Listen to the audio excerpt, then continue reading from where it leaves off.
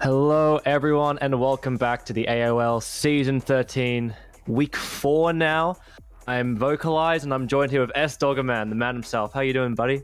Vocal, g'day. It is a pleasure to be here and I have a raging monkey alongside me. So tonight should be a ball of fun because this guy is coming. Having a great time. How are you doing? Not too bad myself. I've been on the job 3 days in a row now, so stoked to be back once again with you this time. So it'll be really cool. Yeah, hells yeah. It's gonna be a blast. I'm pumped. There's some great games playing tonight. Do you wanna have a bit of a look at who's playing tonight? Should we get into it? Should we have a bit of a squiz? Yeah, of course. I mean, we've got 2 really good matches from Div 2, one from Div 4. We're starting off, as you can see at the top of the screen, Recursion Pain No Gain versus Hikage, and then later on, I'm taking a leave. Dog is staying here, and we're going to do Ambition Lust versus Ace Jax. That's right, yeah. 2 awesome teams. I know a couple of these personally, or at least I know some players on them personally, and I think it's going to be a blast tonight. You should see some really great plays, and hopefully a couple of them go all the way. We're a little over time, so we're going to run straight into the team setup tonight. So without further ado, let us introduce each teams. First of all, starting off with Pain No Gain. We have a couple players on the roster tonight, including Distorted and Mistakes on the tank lineup, looking like an interesting composition with Ryan Roadhog. The double R's are a little arsey, I suppose you could say, with 2 R's there.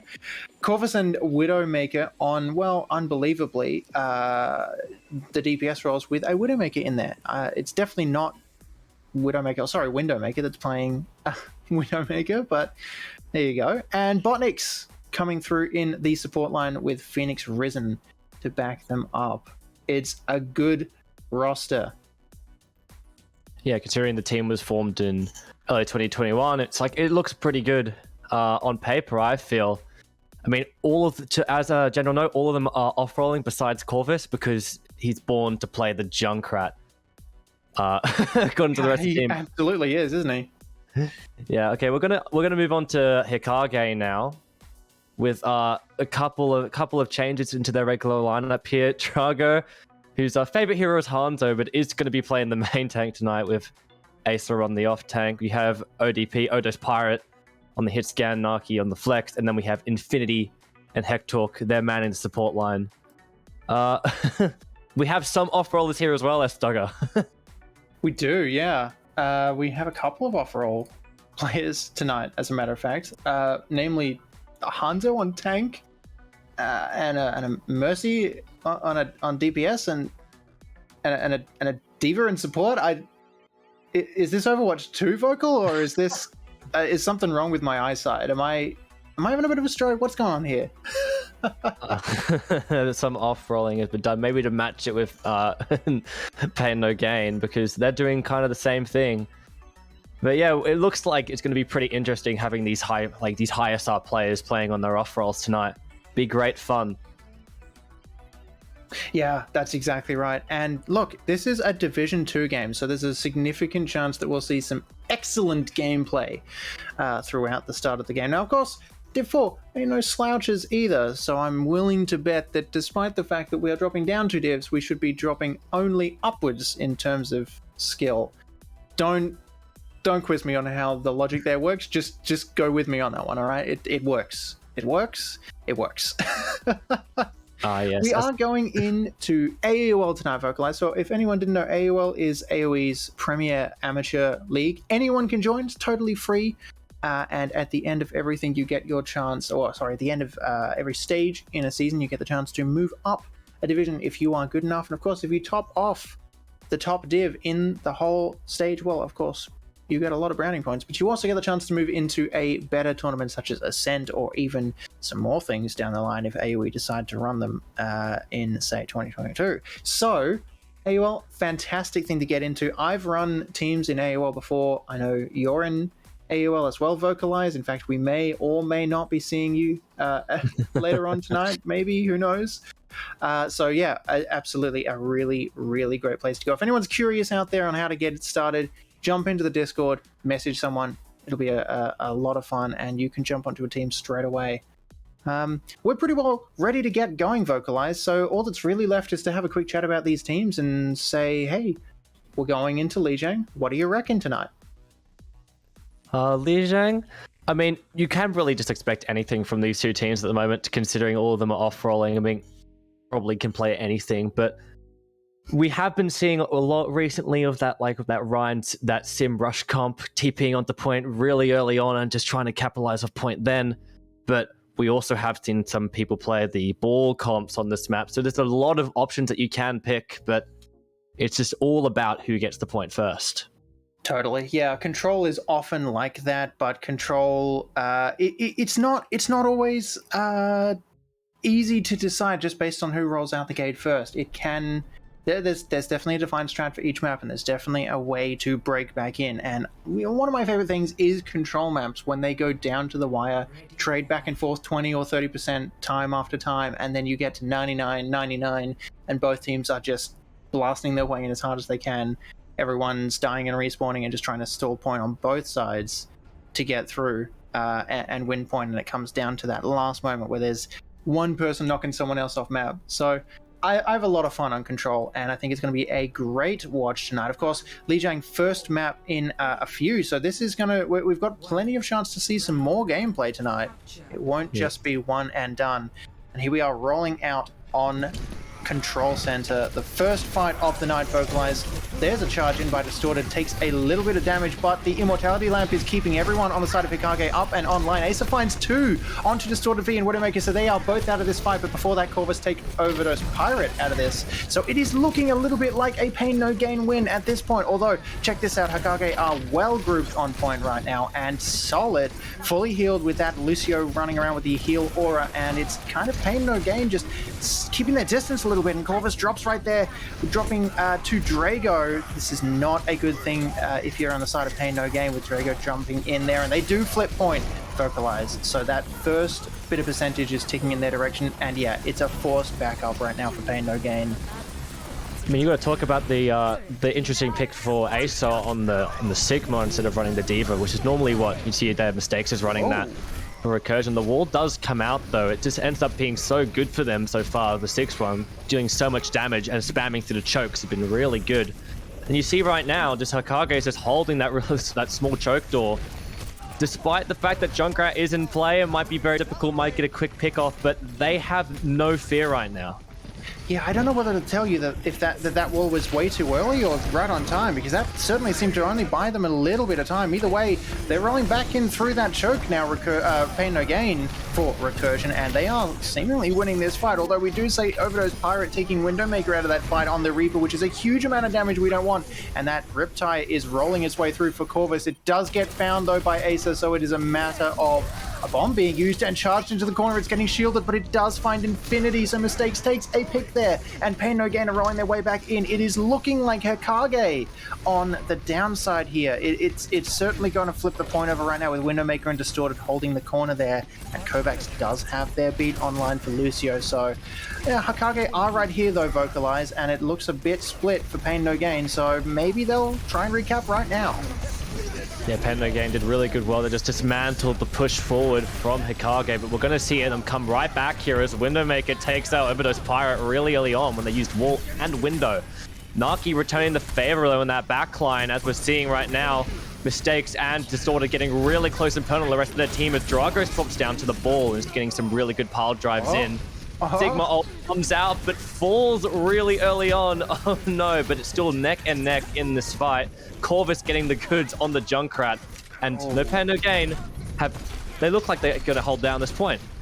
Yeah, just right at the end there, Botniks in that backline was doing a ton of work on the Baptiste, just pelting those bullets in there and ensuring that the band-aids are in fact required, doing enough damage in that backline to ensure that the point was well defended, and that just meant that Pain No Gain were able to keep pushing forwards. And there is another push with Windowmaker taking at least one kill onto Baptiste and helping deal damage onto Mistakes and Botniks. So there's a win outside of point right here, guys. Enough damage there to stop Hikage from rolling their way through. You may notice that Overdose Pirate is in the back of point right now, but there's not a lot they can do, and they are getting chased down by Kovacs. So it's a question of whether or not Kovacs can stay alive and win that fight, or is it a 5v5 Vocalize with Overdose Pirate successfully distracting him, and he does go down to Pirate. Yeah, he takes out Kovacs really early here. The Riptide is out from Naki. Bombs on either side of the point right now. The Riptide come out for both now. No luck so far, but Drago and Ace are able to pick up the goods here as they push forward on point. The Ryan Distorted is looking very lost. And Overdose Pirate on the flank, as we said, has just come back in and is just dealing so much damage and got so many final blows there. He keeps Hikage back in this fight. Yeah, 97% right now vocalized to 69%, which is real nice if you check that out, because Hikage have the option to keep this point going up to the fabled 85% mark, which then makes it one fight until the end territory. It means that the team needs to touch in the next fight or they will lose, and there's Acer using that ultimate ability, the Graphitic Flux, to keep Pain No Gain out of this. Does get cancelled, but that's okay, and now it's Pain No Gain on their way back in, winning that fight with a lot of damage from Windowmaker and Corvus to roll through. There's Botniks finding two right there with a melee onto Overdose Pirate, and it is a Windowmaker finding the face of Infinity with those pistols. Very powerful, some of the best abilities in the game, and that is a point flip. 100% Pain No Gain. Although we did see 99% vocalize, it was a flip at the end that made the difference. Yeah, it was certainly really close throughout that entire round, but I think the spam damage that Corvus and Windowmaker delivered on that Reaper and Junkrat was just too much for them to handle after the sim came out. Overall, I think it was a very good performance from both teams there. I think we saw Drago stop down to the ball, which was a bit different, and it certainly worked for them for most of that. But fortunately for a Pain No Gain, they were able to turn it around. So it was really good play from both teams. Exactly, yeah, that ball switch was enough to get them back onto point and close enough real quick. And Ball is a really, really difficult character, Wrecking Ball, to knock out of fights, so it probably provided just enough sustain long enough to keep that fight going so that Pain No Gain could get back into this. We're rolling out again with another Sim Teleport, and interestingly, we noticed that the Sim Teleport is used not to teleport up to the window as we're familiar with on this map, but just to boost the team forwards here. Either way, Pain No Gain are first on point right now, vocalize, and it's Overdose Pirate taking a bit of damage to begin with Naki pouring those rockets in for Hikage. Yeah, you saw there, I think No Pain No Gain did the regular tactic and just TPing forward and going onto the higher ground, and that's just paid them off here because they're going to be able to control point and go through here. However, Overdose Pirate in the backline gets rid of Kovacs with a really good clip there. We see right now we have Naki and Infinity on this flank, just trying to spam and damage and wait their time out. There you go, Drago picking up goods.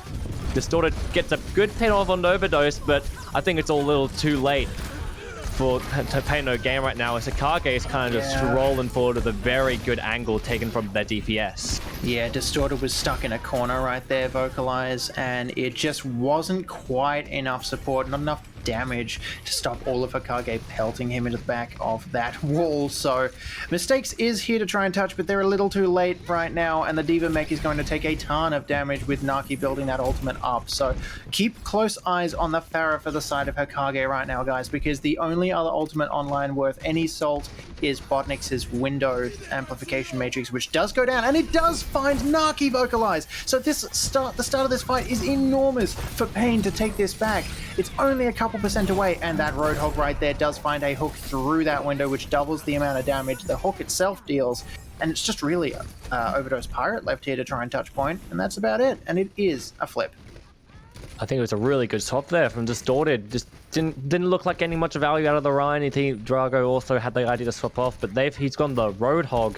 And it turned out really good for him, not to mention Corvus going on some crazy flank on the Junkrat. Able to pick up Infinity really early on there. Some very good individual play there to get the pick up there. But we got Mines coming out from Drago, and he's just running away, just making some space here so the Reds can come out on Naki. And Overdose Pirates does take out Windowmaker. Looking good for them so far. Barrage out from Naki, able to pick up one, but Distorted takes him out along the way. It's all over the shop right now, but it does look like No Pain No Gain is getting the upper hand right now as they commit even more with the whole hog and the self-destruct. Oh, and that ultimate by Distorted V pushing the mech away, keeping that damage off of point and out of the critical zone right there, Vocalizer. Now it is a Pain No Gain cleanup. Windowmaker using that ultimate ability and the old Peacekeeper in the free hand to find two players on Hikage. And even though Asa is jumping back in and looking for the damage, it's not going to help.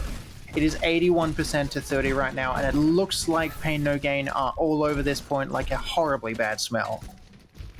Yeah, they're being really strong right now. I mean, this unorthodox comp that they're running is just working like a treat at the moment. Got Naki off Pharah, and that was the big issue. Now they've got on Echo, so hopefully we get some success on that. And Distorted getting a big hook onto Infinity. Overdose Pirates on the right side having a battle with Windowmaker. Not any luck there, but Mistakes is able to take out Hectic, and we're now in final flight territory here. Mistakes picking up so many kills, though. Kind of taking control for No Pain No Gain right now. Recursion doing really good stuff here, not to mention Corvus dealing so much damage onto Drago. Riptide comes out to just hold it out, and there you go. Recursion, Pain No Gain, take the first map.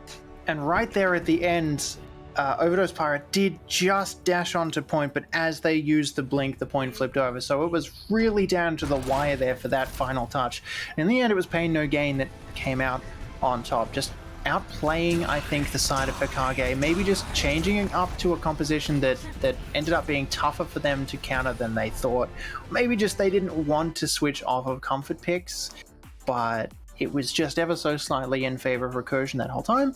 And so they take 2 points to Lijiang and 1 point to the entirety of their game tonight. So, Lijiang over. You see your scores on screen summarized right now for you. We're rolling on to map 2.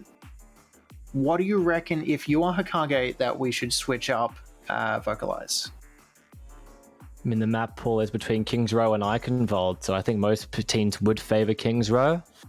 But yeah, I think what we saw there, I don't think either team is very strong at the Reinhardt game, so I feel like Eichenwald's probably the better choice for both these teams at the moment. And yep, there we go. As we can see right now, Eichenwald is going to be the choice here for Hikage. We've seen a lot of King's Row over the last couple, over this week, and I think it's a nice little change up. Absolutely, yeah. Eichenwald is a fantastic map. It looks amazing. It plays really well. A lot of fun to play on, and I think it's a nice change up from seeing a lot of King's Row. It's kind of the face of Overwatch, and sometimes it's nice to step away to something new. Eichenwald, I think, plays really well into this, though, especially into something like the Pharah that we saw from Naki earlier today.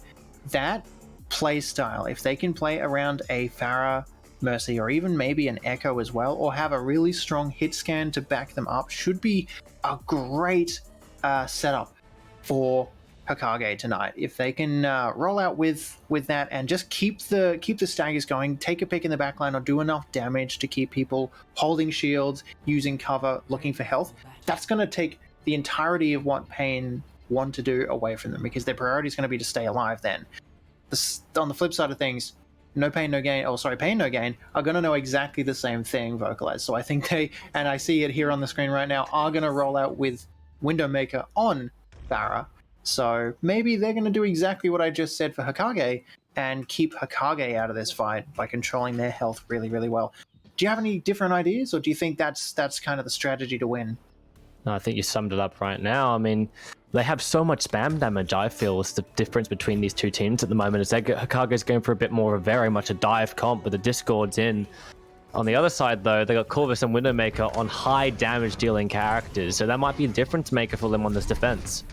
Yeah, absolutely. And Windowmaker is taking some damage initially straight out of the gate, but not enough to do anything. And Corvus finds the first pick onto Hectic in the backline, which is hugely painful. Junkrat on this first point, extremely powerful. Although Windowmaker dives in too far and finds the guns of Overdose Pirate in their face. So that's gotta suck, because defenders have a way longer time to return back to point to defend here than the attackers do. So you don't want to be losing anyone, and you've got to be careful of the fact that Overdose and Naki are both rolling around your team right here. So they are holding a long way forward, Vocalize, and there's the first engage from Drago, doing a bit of damage and dropping that bubble, but it doesn't really find too much, and it's just tanks tanking damage right now with Acer on next to no HP, getting out of that fight quick. There's the nano boost used on the Drago. They had to wait for their player to come back Hectic, and they did use it and die immediately. It's a lot of damage for Drago, but it doesn't really find too much, and both tanks are low right now, so it's Windowmaker dealing the damage with that Kovacs pocket, just making sure that they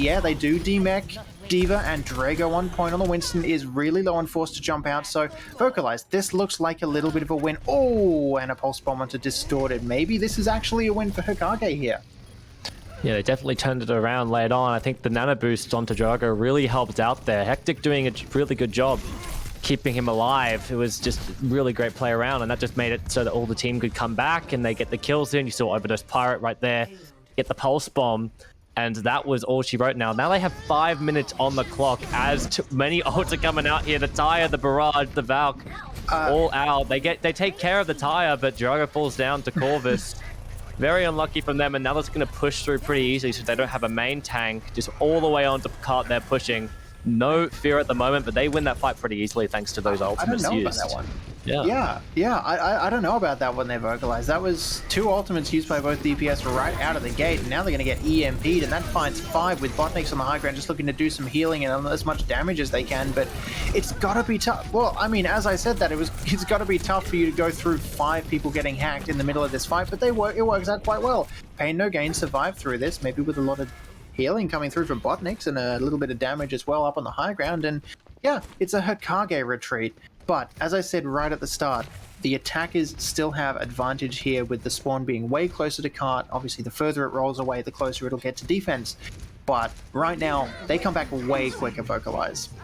That is a fantastic shadow from Distorted to push through there. No matter if they can keep suppressing them at the door, it doesn't even matter, it would seem at the moment, with Windowmaker doing so much spam after Distorted's big shatter. That's all they needed. But however, Naki does get the kill on Windowmaker, pushing up too far. Kovacs is going to get the res off, though.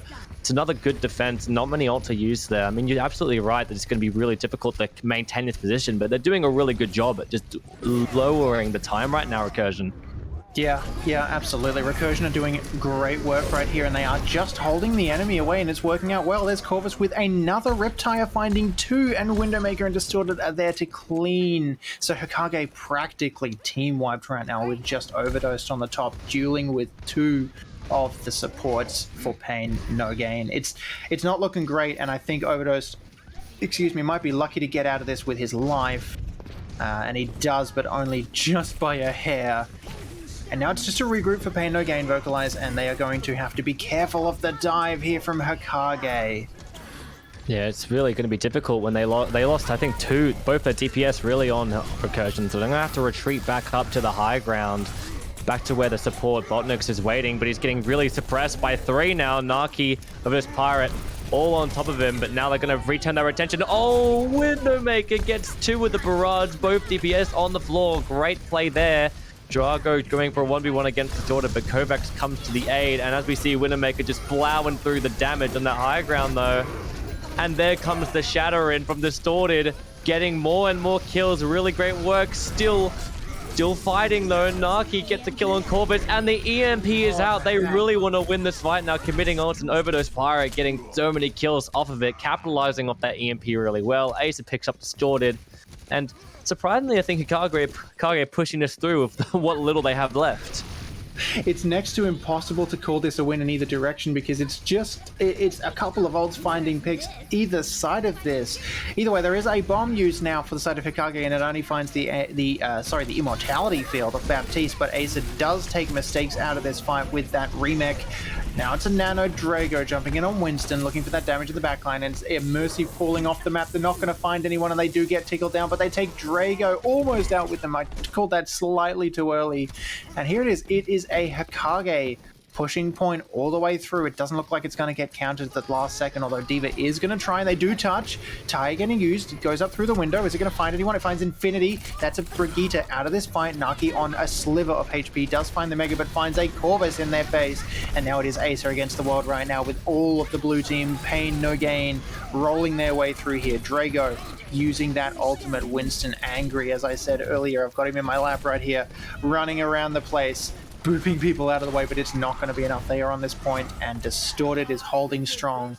Infinity forced to back out as pretty well the only survivor right here, Vocalize, and it is a reset with 1.83 meters between the cart and point 2.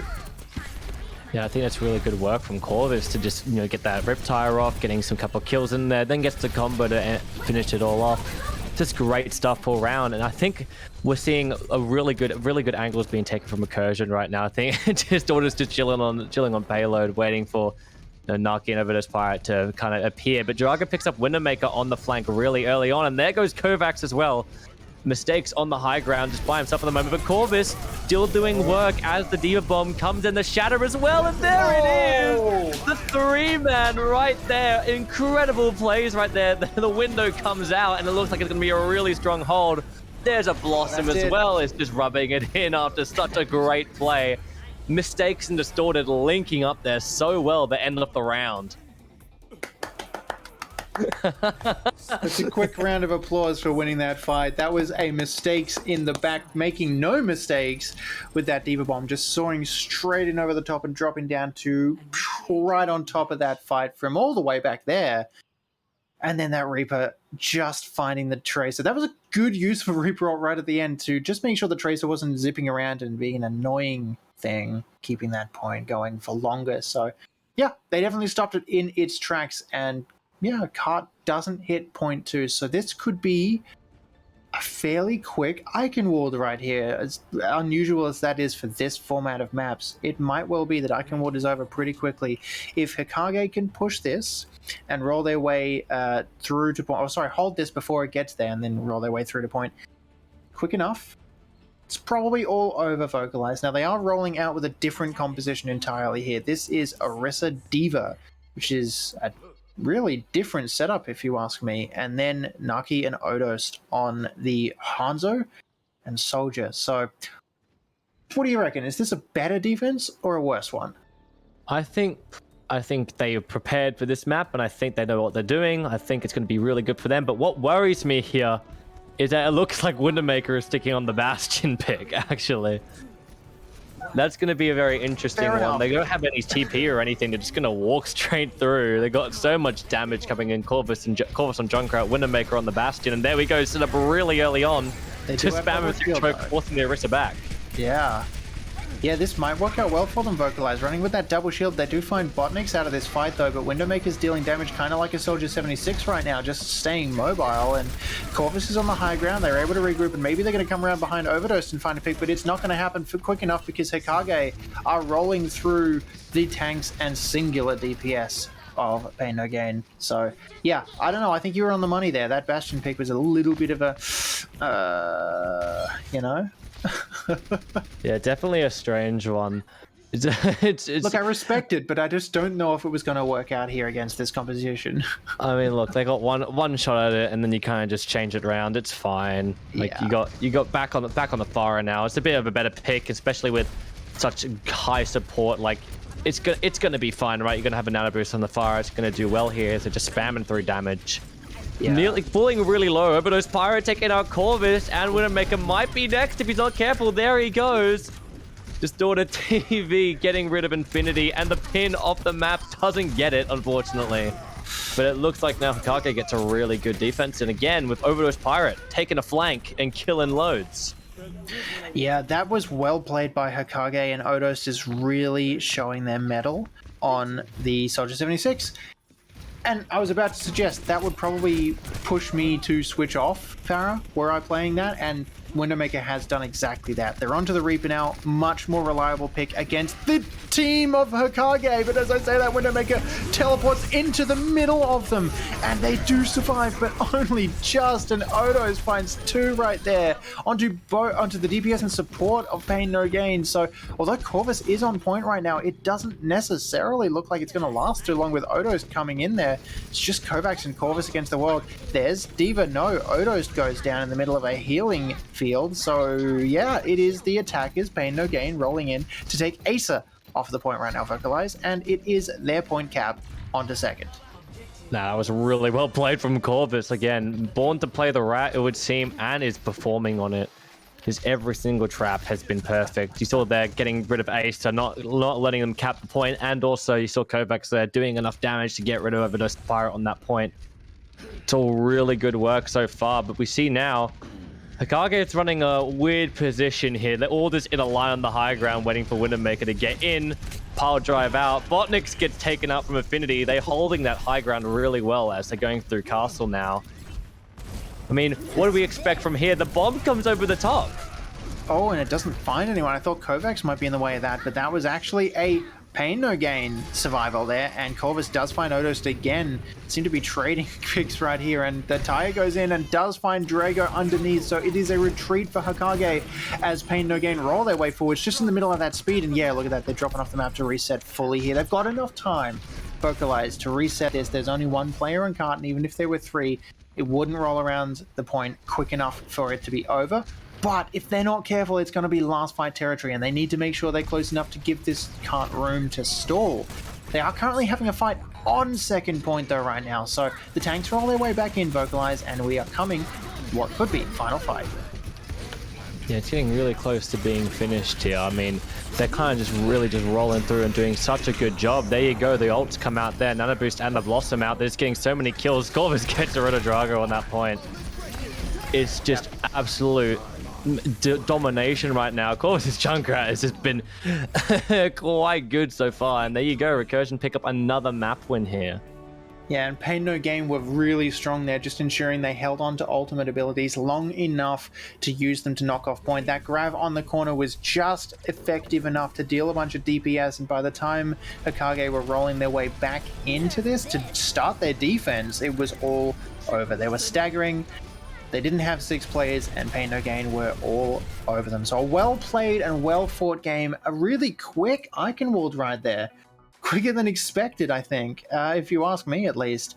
And that's sees point 2, and 2 points going to Recursion. Yeah, I think that's all really good work there from Recursion, but unfortunately now we're going to have to take a quick break. We do have time. We do know what the next map is going to be, the Junkertown. Very different kind of play style than what we just saw on Eichenwald. Bit of a more of a sniper spray gun on the attack. Maybe we'll see Widowmaker or Odos jumping onto those snipers, maybe an Ashe or Widowmaker. Whatever it is, we will see it when we return in just a couple seconds. Now go into it, guys, because we will be right back for Game 3 of Recursion Pain No Gain versus Hikage right after this.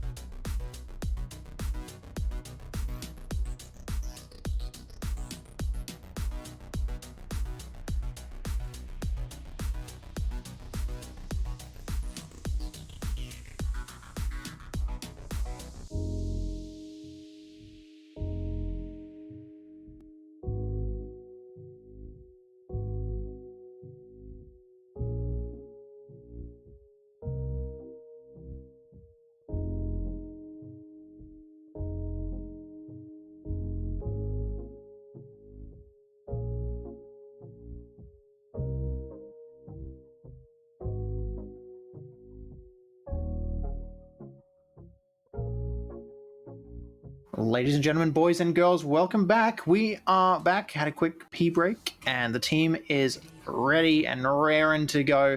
We're getting straight into Junkertown, so no time to stop here, guys, and that's just the way I like it, because Junkertown, one of my favorite maps, big fan of the Aussie representation right here, and it's a really fun map too.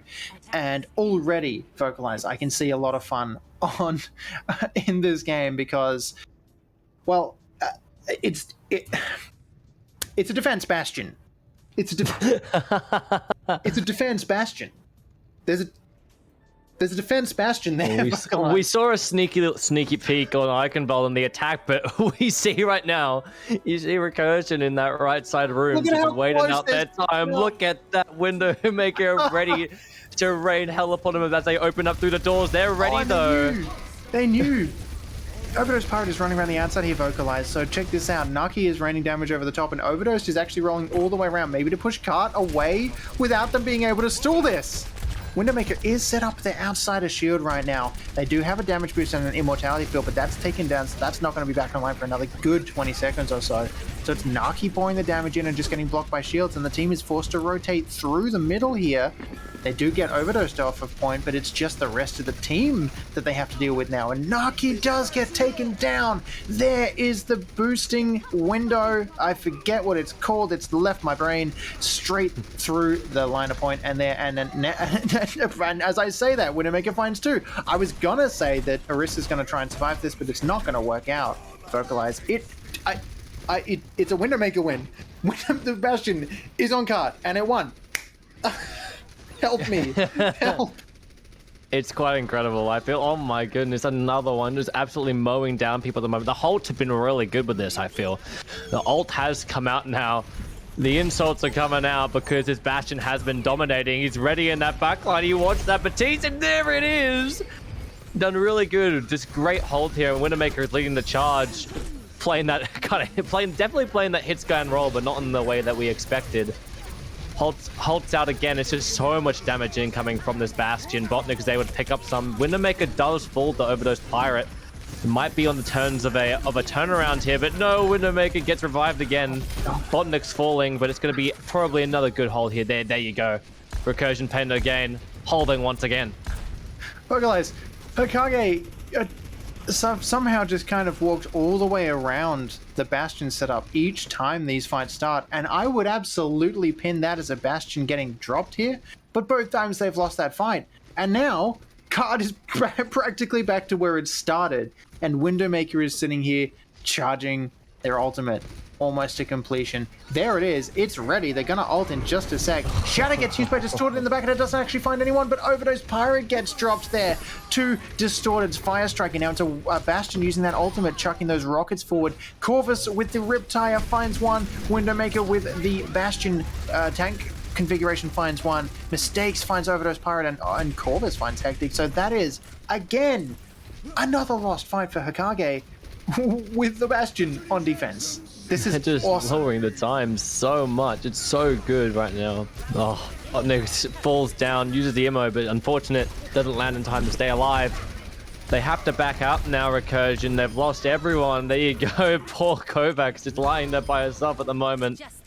Naki gets rid of it, get rid of the Mercy quite simply. It's just really good work there. They are going to have probably a second fight here because of how long they were stalling and that close. There you go. Corvus takes out Infinity. That's really great work.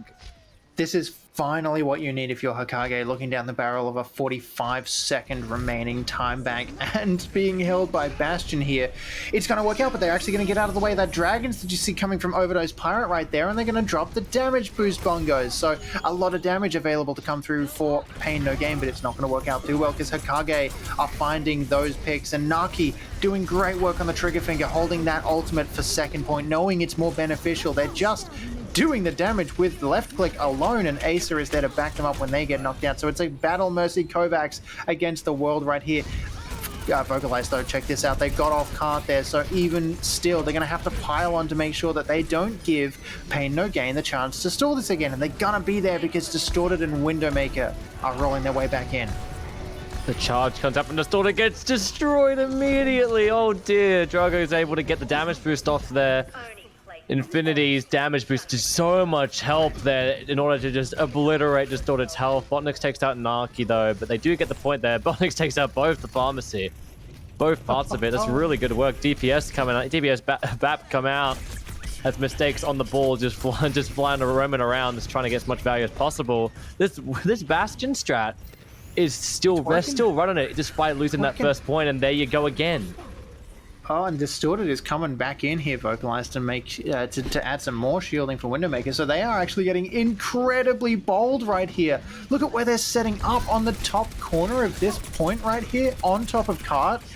Look, they're kind of safe from wherever the enemy's going to go, apart from the fact that Overdose might walk around this corner and see them perched on the corner here. And it's just a Bastion just doing what Bastion does, setting up and dealing damage. They completely avoid the dragons, and Windowmaker finds two right there. Jumping up, not even jumping up, going underneath to find 3 picks from Hikage and a res as well, just to add insult to injury. Look, Hikage, Vocalize, they're in spawn and rolling their way out, and they are looking down the barrel of DPS ults, Botniks with good aim, and Windowmaker on Bastion. Wow, I think getting 4 kills there with the killer himself was just a very big showing of just how I think the Bastion strats are working. Windowmaker's very adept at it, I feel. Just stood on this right side, waiting for them to peek across to get Windowmaker as much value as possibly can. The Shatter comes out, no luck. Has to drop down, but Corvus gets the value, and now we're going to head into a pause as the Riptire comes out. Oh, so it's right there. The ultimates are happening. Let me see what's going on. I have a feeling someone might be there. They go. It's Mistakes dropping out of this game. Really unfortunate to lose them, especially when Pain No Gain are holding on this long. But this might give Hikage the opportunity to get their way back into this and start pushing this cart through some damn distance. At least before Windowmaker comes back on Bastion and just doesn't damn well die. It should go well for them, but remember that Mistakes will be back pretty quickly. They're not too far away from spawn here, so if they roll their way back through, it may not be as beneficial to Hikage as they want. They are currently using Sigma Ultimate, the Gravitic Flux, lifting up Windowmaker and Distorted. Corvus is using Tire right now, and Overdose Pirate is out of this fight, so it is kind of a 5v5 on both sides regardless. It looks like Mistakes is coming back in, and we're pretty well ready to get started again, so we're about to see how these things go. And Vocalize, what do you reckon? I think getting that first pick there was very crucial for Corvus, getting the kick on Overdose Pirate, but it's unfortunate that, the Mistakes DC came through, and it's going to make it a bit more even on each side. Now, 5v5 going to this fight. Botnix doesn't have Immo Field, but the Riptire is out. Possibly could get a couple with this one. They are playing pretty close together right now, as I can see, and we are going to resume right now here in the 5v5. The Riptire is ready, coming out right now, waiting for the perfect time to come through, and there's 2, but Naki gets 2 in the process as well. Barrage out, gets Windowmaker and Distorted, but Corvus again flies up in the sky, takes out Infinity. Unbelievable. Then Kovacs and the DPS Mercy getting some value as well. Res straight onto point, doesn't work out. Hikage turn around this fight in style right now. Corvus bringing the goods, but just not a lot of luck there. Yeah, that was those ultimates picked out everyone except for Acer and Kovacs. Like, that was the entirety of that fight wiped clean. Now we're speaking about the final fight, potentially, Vocalized, because that cart's rolling around the corner with the red team all over it. Hikage getting closer here, and there is still a Bastion dealing a lot of damage down this line of sight. There's Echo dealing damage for the side of Naki, off of Thara onto Echo. Hectic dealing a lot of damage and pouring those healing nades through here. And it is Botnix again finding 2 with Windowmaker taking the Immortality Lamp out of this. And unfortunately, Hikage roll off point to get out of the way of that sheer amount of damage and just let it slip out of overtime. So the cart will be stopping again right before point 2. That's really great work all around. I think Corvus' opening picks were just so crucial for the Pain No Gain victory right there, and not going to push it too far once again to end it out and get another win for their season. Looking really good for the off rollers at the moment. Yeah, look, guys, I promise that there's a point 3 on these maps. I guarantee it. It's just that these guys really don't like playing it, apparently. So they're just rolling their way to point two and giving up there. Look, I don't think that's actually the case, but we have seen this happen a couple times where, look, I guess Hikage are certainly quite capable, but they let themselves get stopped a couple times. Maybe it's that they are not switching quick enough, or their target focus is just slightly off kilter. Whatever it is, something is stopping them from winning these fights until last second, and then all it takes for Pain No Gain is to do one thing that forces them off point or takes them out a bunch. On Eichenwald, it was the 3k bomb, and on this map, it was the dragon splitting them off and the damage from Windowmaker. That's all it took to just push them into cover and off of point, and I wonder if it's going to happen again. Now, they are on defense this time, and Vocalize, there's no Bastion.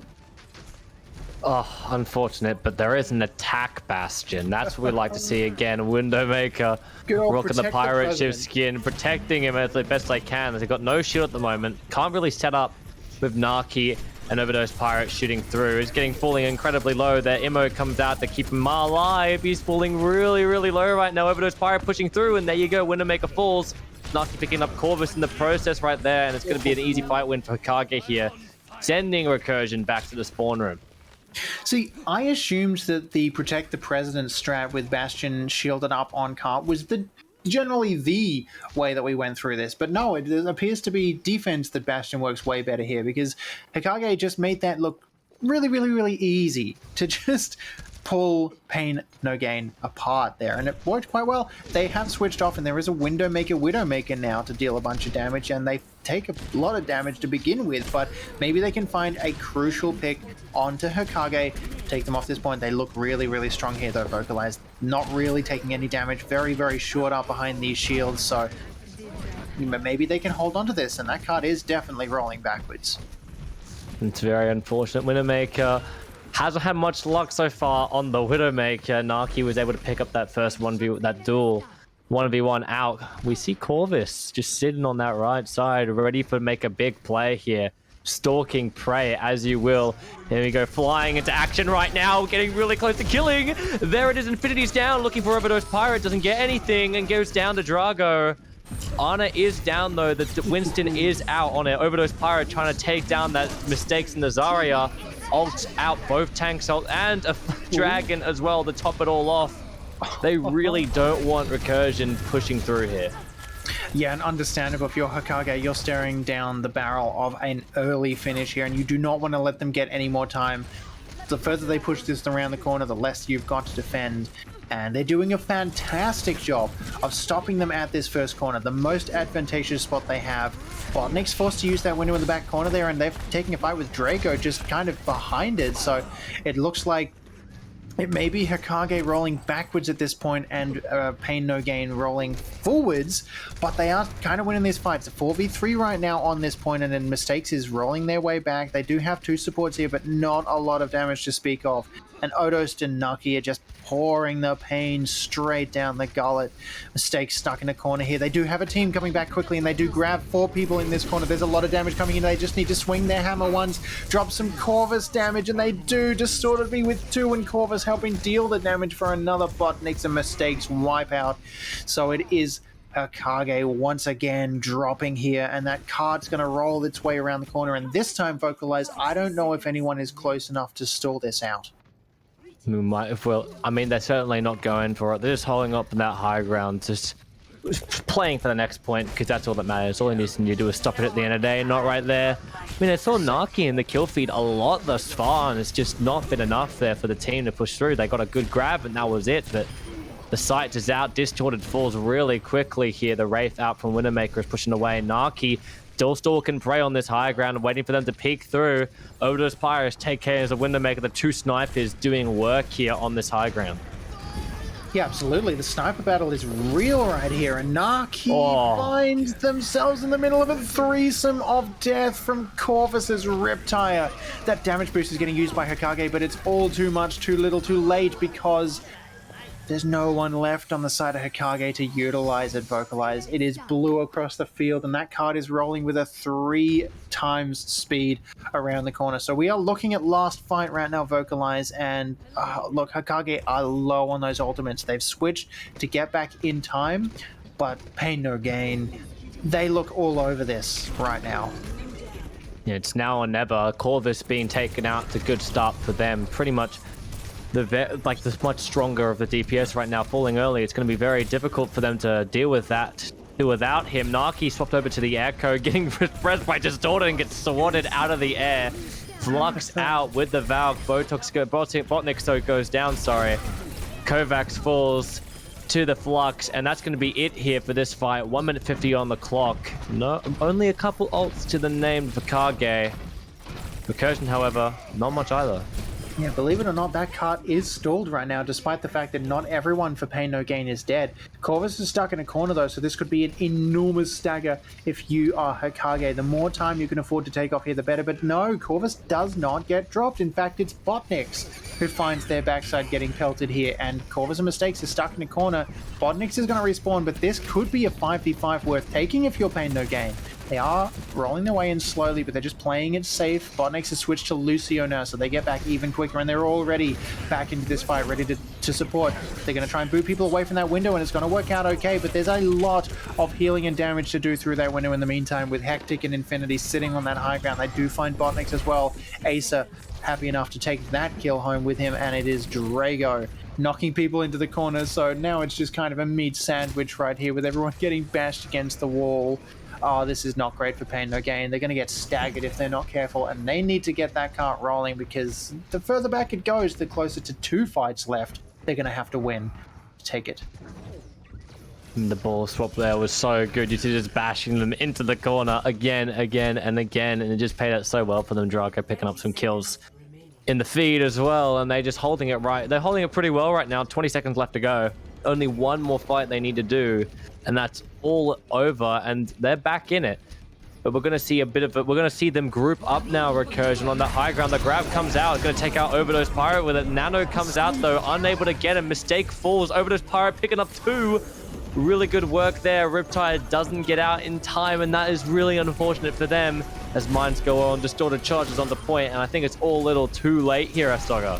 Oh yeah, there is an antenatal to both supports on the high ground. It is Distorted against the world right here, vocalized with that shadow coming down. It does find the players, and Botnix does find a pick on a Naki. It's going to work out, maybe. The Pulse Bomb finds Botnix from Overdose Pirate, though, right here, so it is a blue team disaster, with Windowmaker the only person left on cart right now. OT is ticking down, and Mistakes is rushing back as quickly as they can, but they do not touch, and that is it. It is a Hikage win for your 3rd map of the night on Junkertown. We are going to a map 4. It is 2-1 to the way of Pain No Gain. That's just really good work there from them to bring it back. And pretty unfortunate for Recursion. I'm pretty sure they thought they had that with great play from Windowmaker, as we're seeing right now. The Bastion was really good, not to mention that that flank was quite excellent here. Getting 4 kills. There you go. There's number 4. Done a really good work in that background to get it all done. It was really great, but unfortunate for them. We're going to a map 4. We're going to 2 CP, what it looks like right now, and it is Recursion's choice. That right at the end there was an excellent show of selflessness, taking themselves out of that fight on that Bastion to ensure that no Sigma can ever attack point once again. Really well played for Hikage. That's an amazing job to take that back right at the end there, when you could be forgiven for assuming that that is a Recursion 3-0 straight down the drain. No worries, good night, see you in the next game.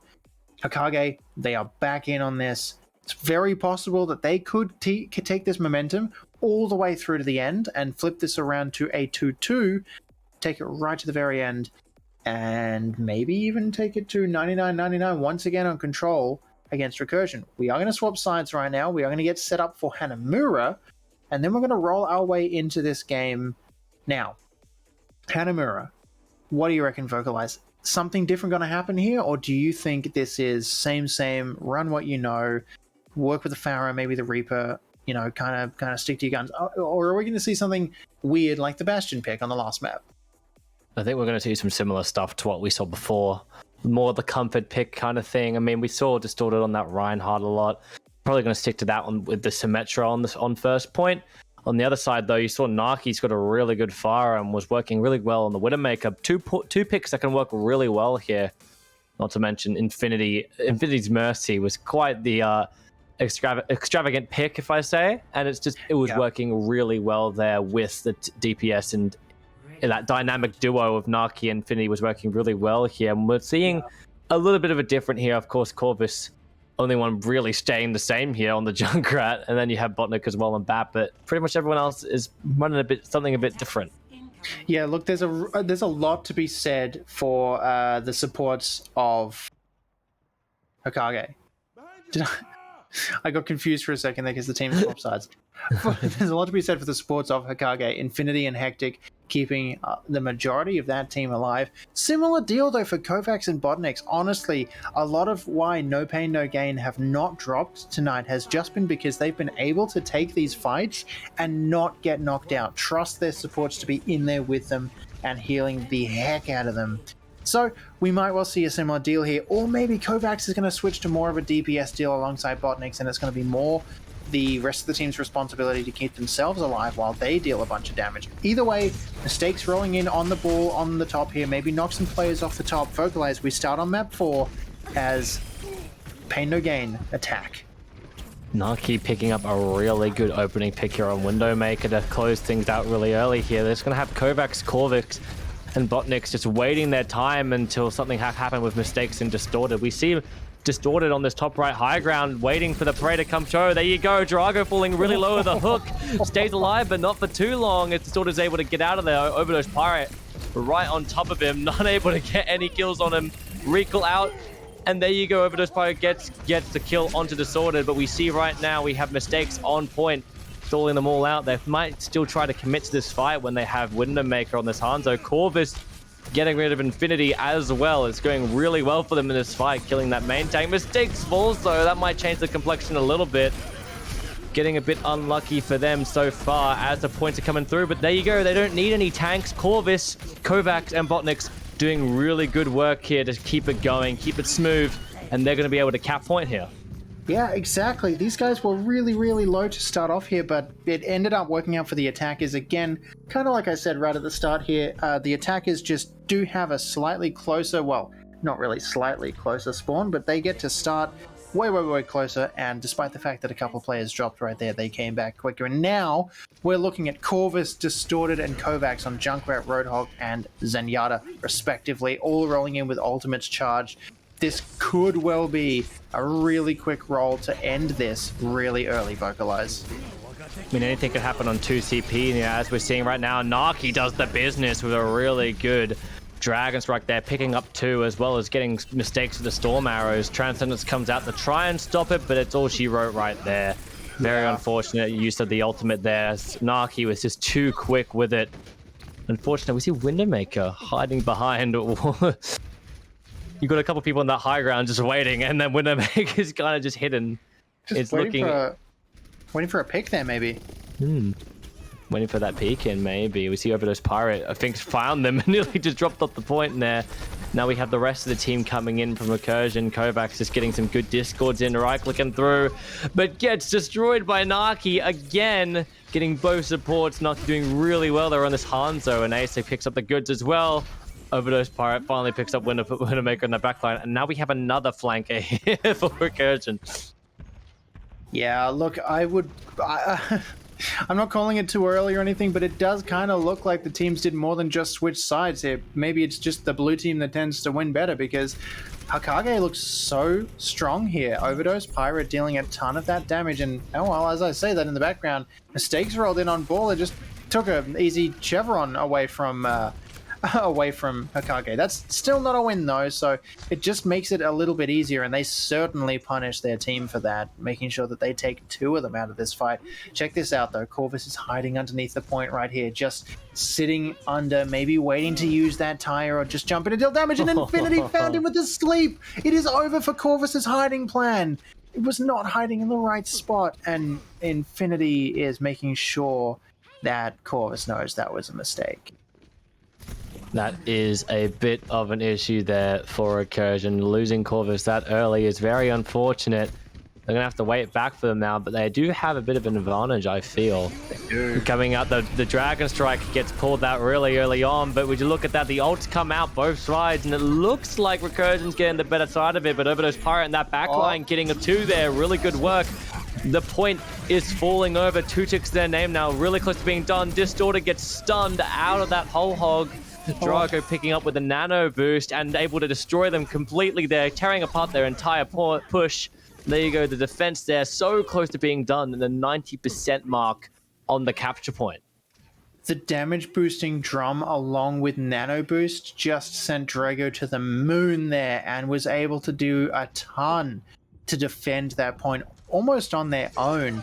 And while Pain No Gain did get 2 ticks, it is not over yet. And that tire is getting used by Corvus. Finally, the one we were waiting for last time around. It's gonna find Acer, maybe?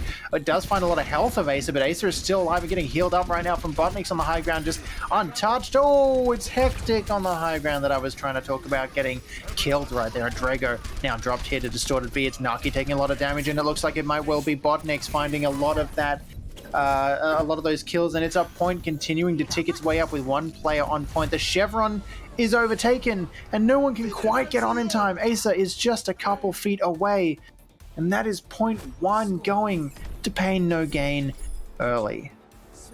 That was a really strong showing from them, I feel. I mean, a couple of misplays. They'd like, the memes are pretty good and all, but they stayed serious there and they got get the kills there. Botniks was doing really good on that high ground, getting kills as well as keeping I think that was mistakes on that Sigma alive on that point, able to get the cap in there, and they're just one good defense away from winning this entire series.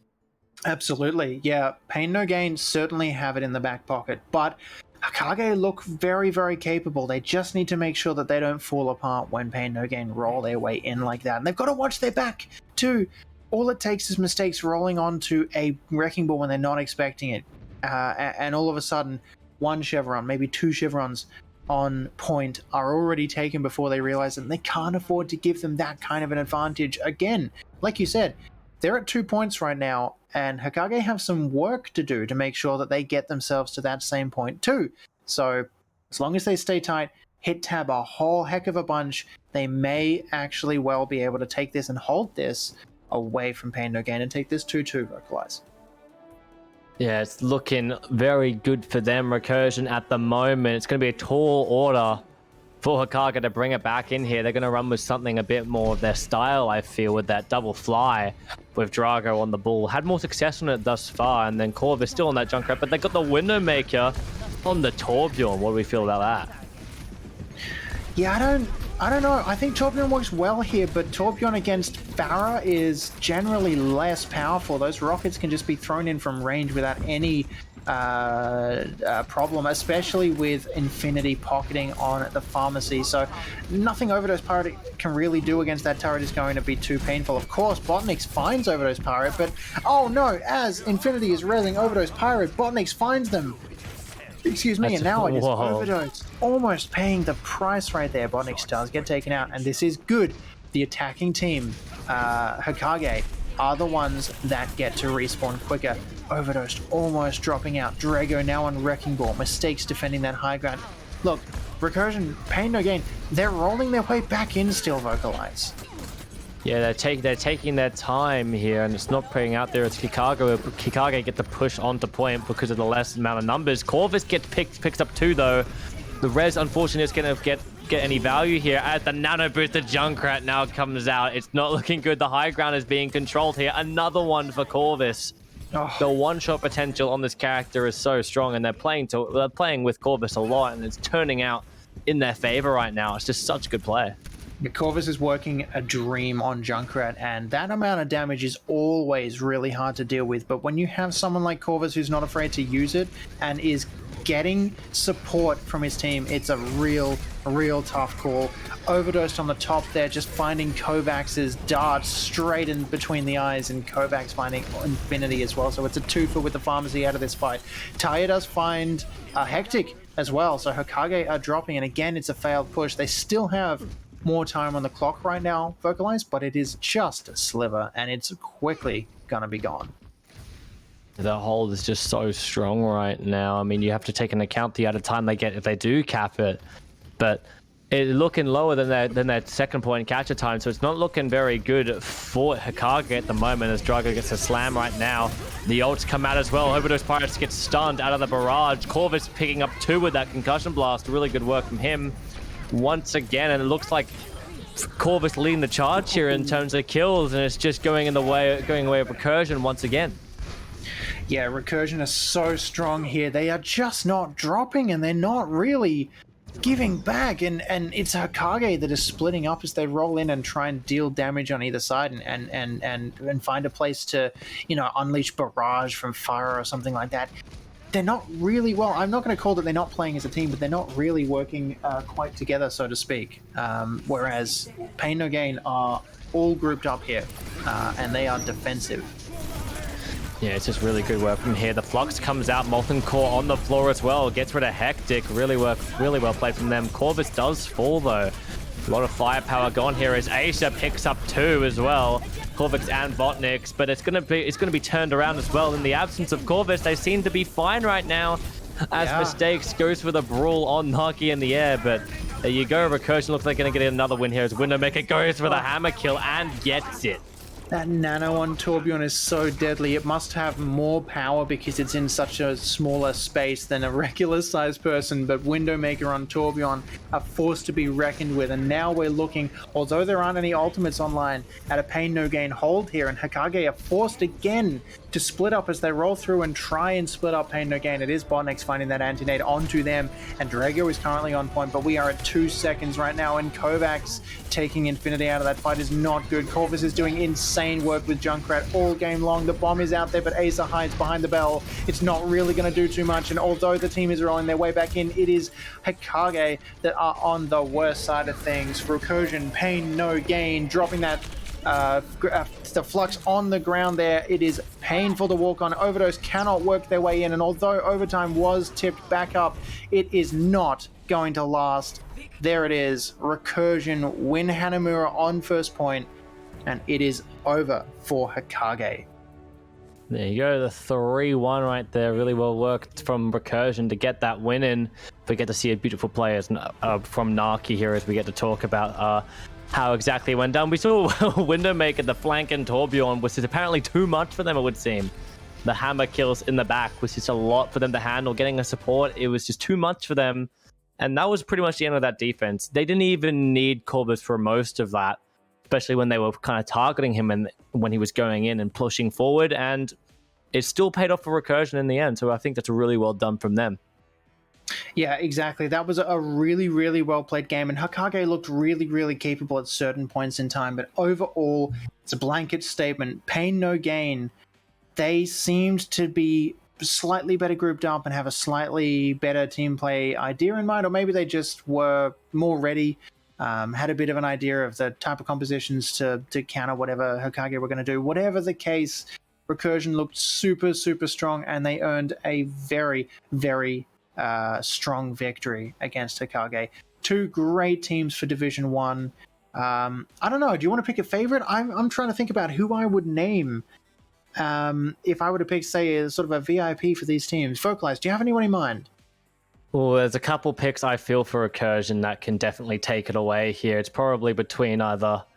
I guess we'll go to Hikage first. I think Drago was very good there for their main tank. On the other side, we had, like... this stream's a bit buggy at the moment. Okay.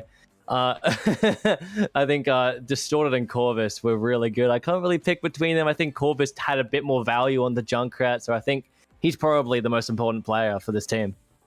Yeah, I think I agree with you, although for my pick, I'm going to give it to Mistakes purely for that 3K bomb on Eichenwald early. That was a really strong showing, and I am a big fan of an off-tank myself. So, and I think for Pain No Gain on that side, yeah, Corvus played amazingly. Windowmaker played amazingly. The Bastion was super, super, super strong on Junkertown. It just seemed unbeatable at points in time. Botnix, very capable with that aim on Baptiste, making sure that they were able to do both jobs of DPS and healing. Yeah, I think if I were to pick the winning team for tonight, those characters especially, but I'm going to give it to Mistakes just because they're an off-tank. That's my pick. Great play all around. Congratulations to Recursion for getting the win tonight. Don't go anywhere. At 8:30, we're going to be seeing another match, a Div 4 bout between Ace Jacks and Ambition Lust. It will be coming up very shortly. Two relatively new teams to the scene, and they're going to be clashing it out. Some really strong performances from both of them so far. Yeah, absolutely. Stick around. We will be right back. We're going to take a quick break. These teams are going to jump out. We're going to have those teams jump into lobby. Vocalize, thank you so much for casting with me. I know you're jumping out as well. So it has been a blast having you here alongside me. Thank you so much. I will be right back. I will have another caster alongside me instead of Vocalize. And we'll see you in a sec. Don't go anywhere, guys. We'll be right back.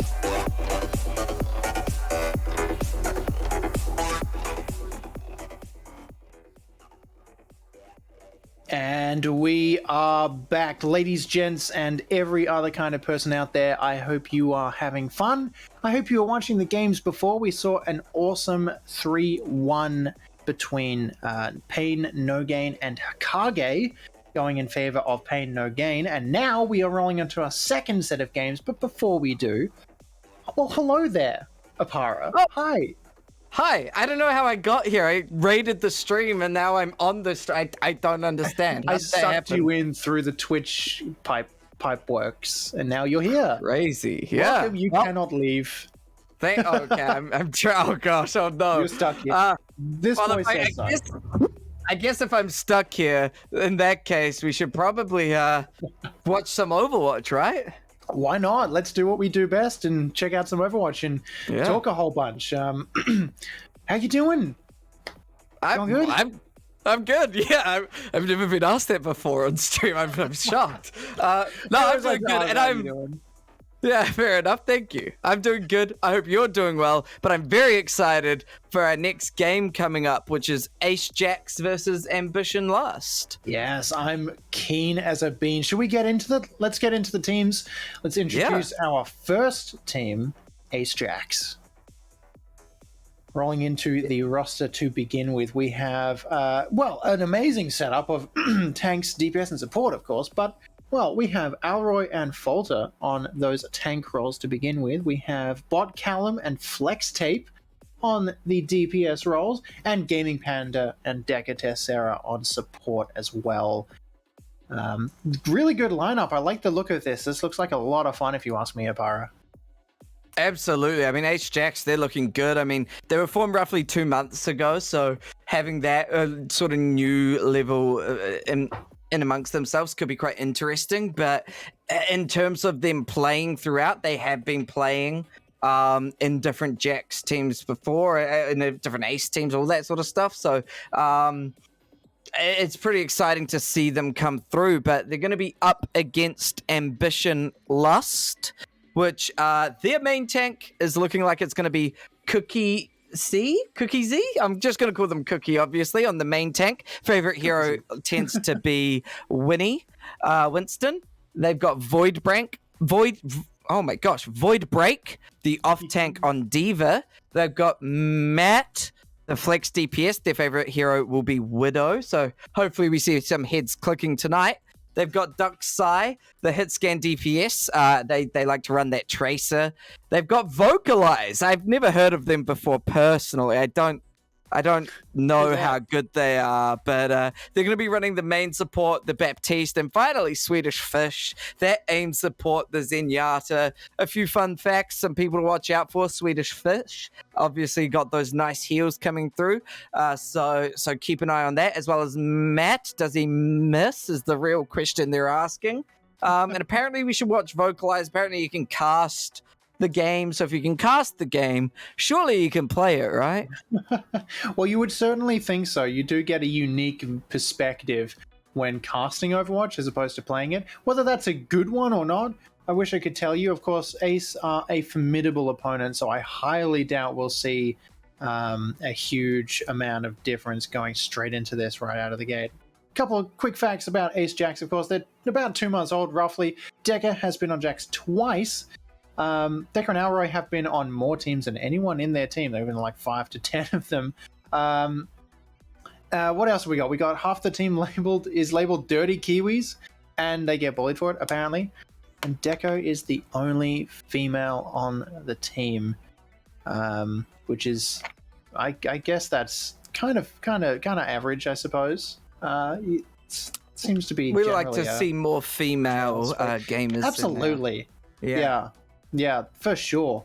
We're going to roll very quickly into the maps right now, Apara, because these teams are chomping at the bit to get started. Of course, we are rocking out on Lijiang. It's the same starting map every time to make sure that we get at least 1 point on the board as fair as possible. And then we roll on to Kings or Iconworld. Kings is in winter mode, of course.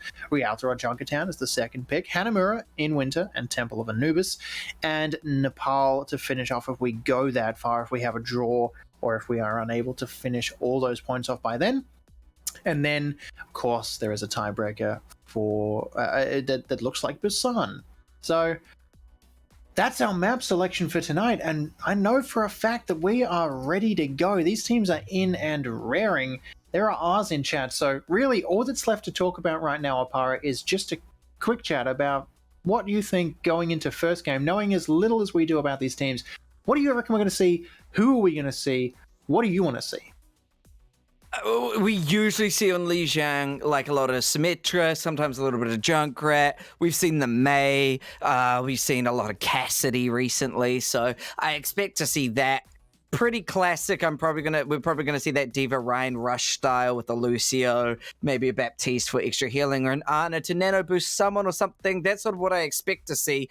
So that's probably what we're going to see. But at the same time, teams like to change things up, have a lot of fun, and just kind of be a bit goofy. So you never know. Something might change. We might see a Bastion. I'm hoping we do. We saw one in the last set of games, and I'm hoping we see another one now because that worked out really well before. And if that's taught me anything, it's not to judge the Bastion book by its cover. Now, we're about to go in here. I don't know if Bastion works well on Lijiang, but I am in your back pocket hoping that we see some unusual stuff here. There's obviously a bit of a defined way to attack Lijiang. Works out pretty well. I want them to scrap that. I want them to change it up. I wonder what they can do that's unusual, especially against two well-established teams of great players like Jax and Lust. I think they have what it takes. We're about to see what they can do as we get started here. Now, I just have a quick question for you, my co-streamer. What exactly is your name? Your username? My username is Estogaman, is it not? Okay, good. It's not Papadaka. We shouldn't have the Opapa curse. We're safe. That's all I just wanted to check. I don't think that's what it says. I think right here, I'm pretty sure. Yeah, it looks like it's got my name on there. So I think I feel hi down there. How's it going? Hi. Hey. You okay? I'm doing great, thank you. I'm excited for some Lijiang Tower. It's going to be a bit of fun. I mean, realistically, though, it is always fun to watch the games go to 5 maps. So let's hope that both teams bring their all. I've seen Jax perform before, and I'm pretty sure I've seen Lust. I haven't casted Lust before, however, so it'll be interesting to see them roll up. It looks like starting off, both teams are opting for that Symmetra, but because it's guarded, it may just be a straight out of the gate sort of thing. We have seen some teams go over through the window, but I think at least on the side of Lust here, I think it'll be out of the gate. Hey, just make sure you let me know if your shoulders get sore down there, okay? We're going to open the gates now. Teams are rolling their way through, and it is a Rhine Diva on the side of Ace Jax versus Lust running with Diva Ball. It's a lot of boot potential, but not a lot of, shielding and so on there. So initial fight going on, a lot of damage being poured out from Ace Jax right now, Apara, but it is Cookie rolling in and getting a lot of those shields. Maybe it's a little bit of a wide push right now, and yeah, no picks to speak of so far, although Alroy is charging in and dropping super low, but it's Vocalized that drops first, Apara. Maybe he should stick to casting at that rate. Early pick off there, but no. Flex tape burning through now onto Cookie, and the stun from Cassidy is really good. Unfortunately, doesn't get the kill, but it stops a lot of that pressure coming through by Cookie. Leads to Elroy getting the pick on Void breaking out bot. Callum gets taken out there by Cookie. Cookie rolling through, trying to keep this fight alive, but now that the point is ticked over and the amplification matrix has come out, all this point percentage is going the way of Jax. Yeah, absolutely. The point has been capped, so it's a matter of Lust having to win this fight now, flip it back, or get the heck out of Dodge. And it looks like they are going to choose that, although Mitch is committing in and staying here for a lot longer, maybe just trying their hardest to build that EMP for Sombra up. They're at 68% right now, so that's certainly beneficial, but I don't know if they're quite close enough to call that a good use of their time. Yeah, this fight is a little bit messy right now for Ambition Lust here. It might be worth just kind of grouping up. Meanwhile, Cookie is just constantly rolling. Transcendence forced out to be aggressive. The aggressive Transcendence, it'll be interesting to see how much value that gets. Vocalize does take out Alroy, showing us that maybe they do deserve to play this game. Bomb on the point, Immortality taken out, but doesn't get a pick. However, Mitch and Cookie are putting in the work now. That minefield just really dominating the point and meaning that Lust are gonna take it. Yeah, that was a ton of damage right there, and well-used ultimates as well, and crucially, Opara, Mitch has that EMP online, so that is a huge door opener for this next fight. If they can hold on to that, they don't necessarily need other ultimates. Now, of course, that EMP is going to be super vital as well, because take a look at the top left of your screens right now, where you will see 5 ultimates for Ace Jack. So that EMP, critical fight win for the next couple of percentages at this point as Ace Jacks roll in. Now, Gaming Panda should be hiding from the EMP. And there it is. Connects onto everyone but Volta there. And that could be devastating. Alloy trying to get a couple of picks and manages to get Void Break. And it is actually going to be starting to go the way of Jax, as that point is very dominantly destroyed by Pop Callum there. Oh, that is enormous if you are Ace Jacks. Not an ultimate used, Opara. And Lust is sitting here with their only ultimate used. So, although they can rebuild, and Matt is very, very close to that Pulse Bomb, this is massive for Jax. They have so much potential right now to just cruise their way through, and they don't even need that much time. 81% on the clock versus 40 right now. Ultimates across the board. Opara, they're rolling in. This looks very, very good for them. Jax are looking pretty, and that Shadow only connects onto Void Break. Void Break gets demeched and falls into the Void themselves. Devastating, but there is a Pulse Bomb by Matt. The Deadeye by Bot Callum, however, taking out the Zenyatta of Swedish Fish. That is going to make it really, really hard now for Lust to try find something to connect. The spinning Cookie is all that is left, and I mean, the minefield on point could be zoning them out. Mitch does manage to take out Alroy, but Mitch joins Alroy in death by taking themselves out there. Now the overtime, it's starting to slowly tick away there. The longer this fight goes, the more beneficial it'll be for Jax to self-destruct to confirm that point, and that will be first point going to Jax. Oh, and what a play from Jax there. I don't know quite how they did it, but they were able to build and hold those ults the entirety of that game. And that just put them in such a strong position to stay in power. Imagine you're playing Overwatch, you go into that game and your enemy has 6 more ultimates charged than you do, and you don't have the time to not touch that point. Like, that's a super, super strong place for them to be in, and it gives them a really, really good feeling going into second game here. Now, of course, 1 point of Lijiang does not a match win. So, even though they have 1 point decisively under their belt, everything could flip around here for Lust. Lust are going to roll out on that Sim Mei pick here, while instead we see Sim Junkrat. We saw it work really well in the last game. Will the Mei work better than the Junkrat here, Opara? Let's find out. Yeah, I mean, the early Junkrat damage taking out Matt. I think you said it yourself. Which one will work out? It's going to be the Junkrat there. However, this fight is going back and forth. Alroy now charging into Mitch, just trying to help Flex Tape confirm those final couple of kills. And this is just a dominant position that the Jacks are wanting to take here. Matt does get a good wall, and the charge from Cookie takes out Flex Tape. However, Alroy does respond with a good charge. But the kills are now going the way of Lust. There may be an early cap for Jacks here, but it's not done for Lust right now there, Istogger. Absolutely not. Lust are working their way back in, and there's an enormous shatter used by Cookie Ixie on the corner there. It finds 3 with Matt dropping and Cookie finding 2 with that swing and hammer, taking 2 of them out of that fight. So that is a very quick point flip with only 9% on the clock for Jax, and Jax are all the way back at spawn. Now, they are making a bit of a change here, Opara, so that is a switch to D.Va, maybe looking to absorb a bit of that damage, but there's that amplification matrix getting used in the doorway to just make sure that that Jax stay well out of way, and it works. A little bit of extra time on the clock. Jax are hiding like crazy and just waiting for that to work its way down. Down it goes. Now they're going to roll in. Yeah, and I mean, that's a really nice TP going straight into the hallway and kind of forcing the rotation. The Shatter, unfortunately, gets blocked, but a huge tire comes out by Botcallum. That is going to absolutely open up this point for Jackson. Team kill on the board there as the point flips back. Wow, that opened it up decisively. Only, well, I was going to say two ultimates used there, and Jax are back in control. This is what they need, and they can stay in control. We saw how well they held it before. They can deal damage, Opara, like crazy. So those ultimates should not be far away for them, and they can hold this right to the end if they play it smart. Now, Lust going to roll their way in, going to try and use that Shatter, and definitely the shield wall from Mitch to make sure that they deny as much of that damage as possible, which is going to be tough. They're about to break their way in. Here comes that teleport, Opara. TP, but it was a fake. None of them took it, so they could then rush through into Jax as they fell back. The Shatter didn't connect, but the grab does the grab very good. The sound barrier comes out to keep Jax alive, and it is kind of working until Elroy and Botcallum both fall. Now, we are going to see Lust start to get really aggressive here. Flex Tape does take a kill on the way out there, but I mean, these fights are so dominant and so fast. Yeah, absolutely. This is very, very, very quick flips. These are very quick flips here on Lijiang. We're only up to about 50% for both teams, but the point has flipped multiple times, and already Jax are rolling their way back in. There's that amplification matrix used for Jax, and Alro already finds Cookie. So the wall goes up now, and that blocks off a lot of the damage, but it is a Botcallum finding Vocalize in this fight, so it's already an advantage to Jax, and it looks like Lust are going to lose this one outright there.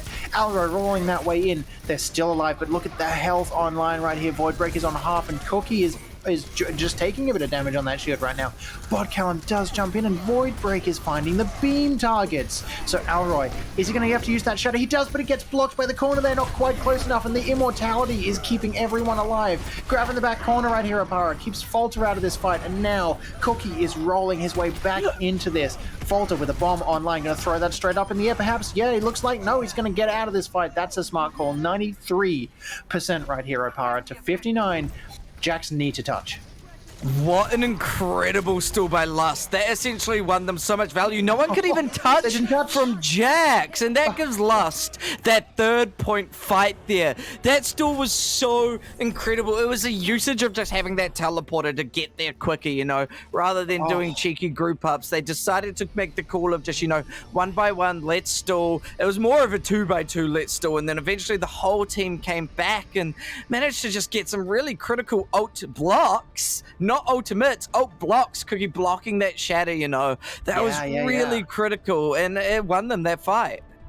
I'm kind of amazed right at the end there. Jax sort of let themselves get stopped a bit. I honestly thought they had that one in the bag, but Lust stayed back, played smart. You could kind of see them just standing still for a sec in that Immortality Lamp, just waiting, biding their time, not panicking, and as soon as that moment comes up, there they go. Now this teleporter already early by Jax, straight onto point, lots of point dominance, and the late tally by Lust is actually not working out for them as Swedish Fish does fall, and there's so much damage on both the tanks there. Yeah, Cookie and Voidbreak just collapse. Botcallum, so good on Cassidy. Absolutely rolling over them right now. Yeah, it's already over, Opara, and that is just a Cassidy domination right there. The damage has already built Botcallum 40% ult and Flex Tape nearly 60%. So, yeah, it's a quick reset. 7% on the clock. Ambition Lust are going to come back in now, but even that teleporter is still up. So it's look, Jax look like they're in control right now, and Mitch just needs to make sure that they block enough damage and build that. Oh, the Shatter Opara.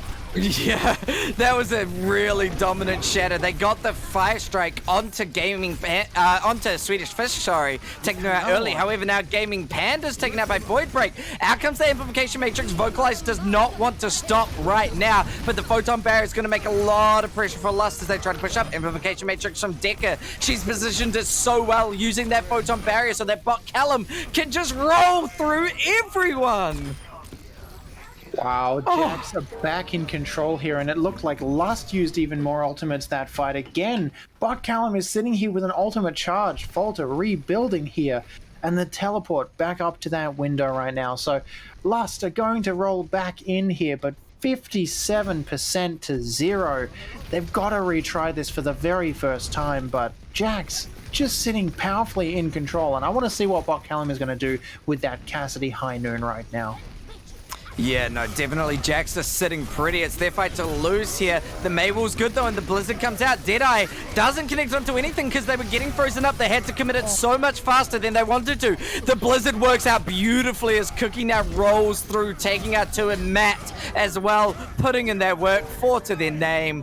What a fight. And it's a team wipe, plain and simple. Point is now in favor of Ambition Lost for the first time on this round. Critically, top of your screen. 85% for Jax. So Lust are in this fulcrum position right now where they need to hold this point for so long, but they can't give it up, or else they may not be able to touch point. There's that teleporter. The team's already past you. They're on point, guys. Turn around real quick. Shut it. Outside of point. 3. There's the bomb getting chucked in right now. Doesn't find anyone, but it does keep everyone away, and they're forced to commit the beat right there to roll into this fight. Jax have a lot of health to burn, and they are using it to their advantage. Swedish Fist is knocked out, and there is a reset from Falter. Matt is stuck in the corner. That's it, Apara. It is untouchable. Jax take the first point. Decker, she is really good on Baptiste. She built up amplification matrix so quickly, and on top of that, she positions him so well with photon barrier to make sure that you just like get this critical amount of damage through without having to worry about healing.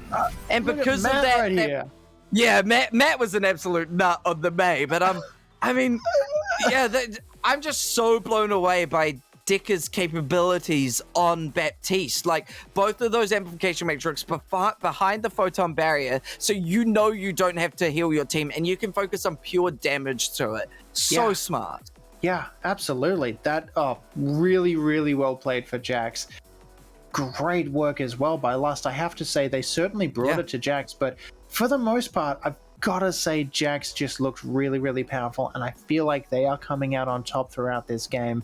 They're certainly bringing their medal, proving themselves. Of course, it's not all over yet, Apara. That is only map 1. So we're going to roll into Eichenwald for the second time this night, and what feels like the first time this whole set of streams in the past few weeks. Eichenwald, we saw it work really well with Farah earlier. Of course, we had Corvus rolling on Junkrat just all night, just dealing a ton of damage.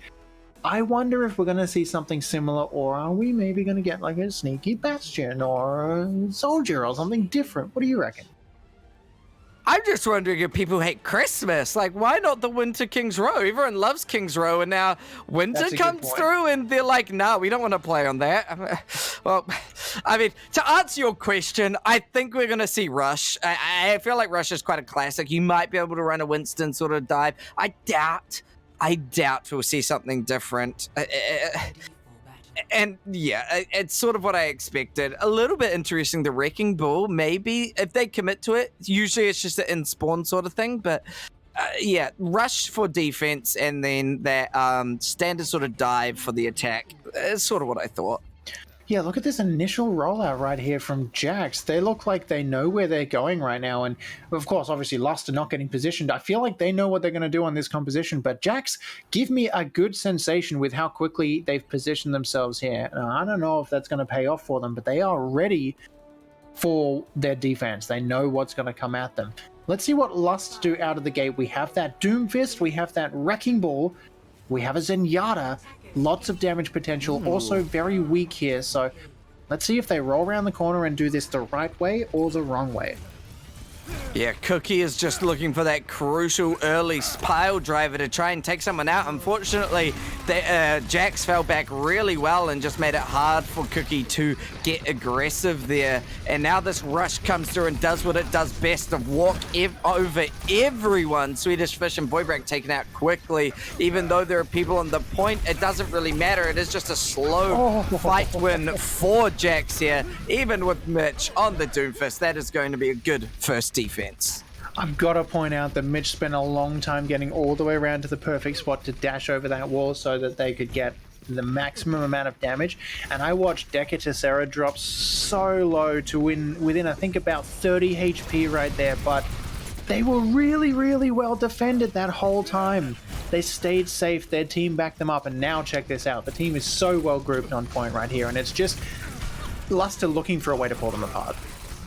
Cookie is trying to get some good picks, and there goes Mitch. Vocalize also taking out Alroy, and here we go. This is unlocking it now for Lust. Really, really solid sort of just those solo plays, essentially. You know, each player doing their part, and that worked beautifully for Lust. Absolutely. The point's going to go in their favor. I don't even think Jacks are going to bother defending this. It's just too close. First point is taken, but now Jacks are going to defend this with a couple ultimates online, a couple more charging quickly. And they're posturing on high ground right now, which is one of the best places I think you can defend when you're looking at Mitch on Doomfist and Cookie on Wrecking Ball. Cookie is really playing it quite well, you know, trying to dive people very sufficiently, just getting a little pile driver. Now out comes that minefield. That could really zone out Jax, put them in an uncomfortable position for Lust's dive to work out. However, Flex Tape has recognized that and just got so aggressive onto Vocalized, and it is working out for Jax. Transcendence is getting forced out, and Jax is still getting those picks. They do throw the Blizzard out, which with only 3 people alive, maybe might not have been the best use of Blizzard, but it is going to work out and give them the fight win anyway. Yeah, absolutely. And Jax is slowly flipping this back around into a decided win. And look how close this card has been stopped to the place where it first starts. It's really just kind of in the gateway here, where you would expect the attacking team to push it past and keep it past anytime you're playing on this map. So this is very dominant from Jax, but of course, Lust have multiple ultimate abilities to commit into this fight and to make sure that they use. Of course, they are rolling in. Void Break doing a lot of damage and knocking Flex Tape back out of this. There's a shatter used by Alroy and Vocalized with that amplification window on card. It's not really doing too much, and there's Meteor Striker to use in the corner, and it does find Flex Tape. That is a great pick, and that opens it up for the steamroll through the rest of the enemy team here, just snowballing down until everyone is knocked out. It's a practical team wipe. And Ambition Lust roll that card steadily on forwards. Yeah, I mean, I think that just shows how much work a Doomfist can truly do of just harassing players, you know, punching, slamming, all that good stuff. And Doomfist really put in a lot of work here, but Jax are really quick to get back into it. Jax are not waiting at all. Bot Cullum gets punched out of his Deadeye, so he doesn't get any value out of it because the punch from Doomfist actually stuns you. And because of that, there are still kills going the way of Jax. Jax know how to get aggressive, but it does mean that Deadeye got no value. That amplification matrix, however, getting a whole lot more value, letting Bot Callum free reign. Self-destruct does take out Decker, and you know, faltered a little bit, didn't really get too much, but it looks like Lust still aren't out of this fight, S-Dogger. Yeah, Matt is right here dealing a bunch of damage in the back and just being an absolutely annoying thing, and they do find Falter, demeching them, so that is a ton of extra tankage that is no longer available. Swedish Fish just sitting on this point right now, rocking it forwards, keeping that ultimate nice and safe, and there is a wall between these two teams going ham at each other. Void Break already finding 2, and there is that committed May ultimate, freezing everyone in place. Swedish Fish using that ultimate to good advantage. It is keeping everyone alive, but they're getting booped around the place. So Void Break is now half, and Cookie is off that map, and they're just hanging there, and they're not going to be able to get back up, I don't think. Mitch is in the background, and it looks like it's actually a flip. Gaming Panda knocked out by Mitch. Mitch on that Doomfist is doing insane work, and the point is going to stay in their favor. It's just kind of Falter holding it right now, and again, demeched. It's going to roll forwards, Opara. Now, I don't know if you missed that, but Falter actually deliciously devoured that pulse bomb with their defense metrics. It was beautiful stuff from Falter. Unfortunately, it wasn't enough. Now, Alroy just coming in for that quick stall, but Botcullen's going to commit with a bit of a Deadeye. Doesn't connect onto much, and I mean, this fight is looking really dominant now for Lust as this point is going on through the Meteor Strike, taking out Botcullen, and interesting story. It burned a little bit of time back, but maybe wasn't super worth it. Especially with ults committed? Yeah, I'm not sure. Maybe there's a couple of switches that they want to make here. There is certainly a different playstyle for point 3 of most of these maps, but I don't know if that's the plan or if they're just trying to make sure that they keep Jax staggered and kind of sitting back in spawn. Certainly not what the case, because here they are as a great team, and Cookie is rolling in and getting a bunch of shields off of dropping in there. And look, Jax are just really tight right now in the middle of a Lucio aura, keeping Another themselves alive. 8! Matt does not find that pulse bomb stick and just finds a defense matrix, and Jax Opara back in control. Yeah, Jax are looking so good here. However, they are giving up point presence to try and fight Matt. We got a wee bit of a minefield blocking Bot Callum from playing the game. Bot Callum has to find another way to leave that room here, and Pile Driver gets hacked, and that's where Sombra comes through, puts a lot of pressure onto Cookie. Cookie had been so good at harassing that backline and just putting a lot of pressure, but now this comp change is working out so well, but they're forgetting the payload constantly. Matt pushing it, and look how much progress is getting made. Yeah, Matt's just chilling on that cart, and it's only really Flex Tape coming back from Spawn who's able to do anything. And meanwhile, there's a fight on point too. Guys, you won that already. This way. Come on. No. Back here. Yes, that's slow right. down. Follow Jax. Come on. Follow Jax this way. They're coming back now, but man, that was almost a senseless fight to have if that cart went around the corner and no one stopped it, Opara. Yeah, exactly right. Out comes the EMP and such aggressive fight. Coalescence, Bot Callum getting a good kill. Coalescence burns through Cookie, and that is just going to be devastating news for Lust. But because of how fast it was and the back cap from Matt, there could still be a chance for recontest. Matt is deadly. He's staying out there watching and waiting for that back cap, and well, hey, now he's getting out of dodge, but he's certainly paying for it with a lick in the backside. And look, guys, you're gonna have to keep one eye in the back of your head if you don't want that cart to disappear while you take the fight to Lost. Yeah, I mean, that's just good game sense of knowing they're getting so aggressive. Let me touch that backline. Out comes a bomb. It's going to be blocked by the shield. Self-destruct not getting too much. Now we got Vocalize popping a really aggressive amplification matrix. Unfortunately, the Primal Rage does take out Mitch, and now it's getting into a really uncomfortable position for Lust as that Primal Rage is doing a lot of work. Jacks are looking solid on this final point defense. It's just Vocalize bouncing like they're spoink on point, trying to stay alive, but does not manage to as that overtime ticks away, just shy of third point capture. It was a really good push for Lust, and honestly, I thought there were a couple of points in time where they might have been stopped, and that was it. They got it almost all the way around the corner, but I think Jax just... Look, every time I saw them commit into one of those fights, they were so tight. They were in the middle of a Lucio aura, and if anyone was outside of it, it was someone who was supposed to be out there, a Sombra, Tracer, something like that.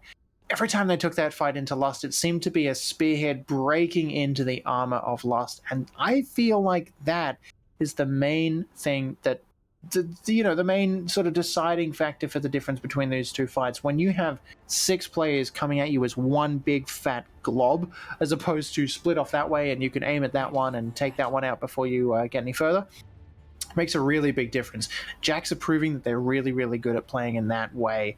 Of course, Lust are no slouches, of course, but I think it's just a slight difference between Lust, trusting that everyone can split up and have Cookie doing one thing here and Mitch up on the high ground there and so on, versus Jax, all together or not at all, Now, I'm questioning this comp for defense from Lust. I almost want to see them bunker down a little bit, because this playstyle on defense, being so split up, if Jax take an opportunity of that, this could be a quick roll. This could be just a 1, 2, 3, get him out of here, move on sort of thing. So I'm worried about this defense, I'm not going to lie. Yeah, this could work horribly, or this might be the opposite of what Jax are expecting, and it might just keep them off kilter.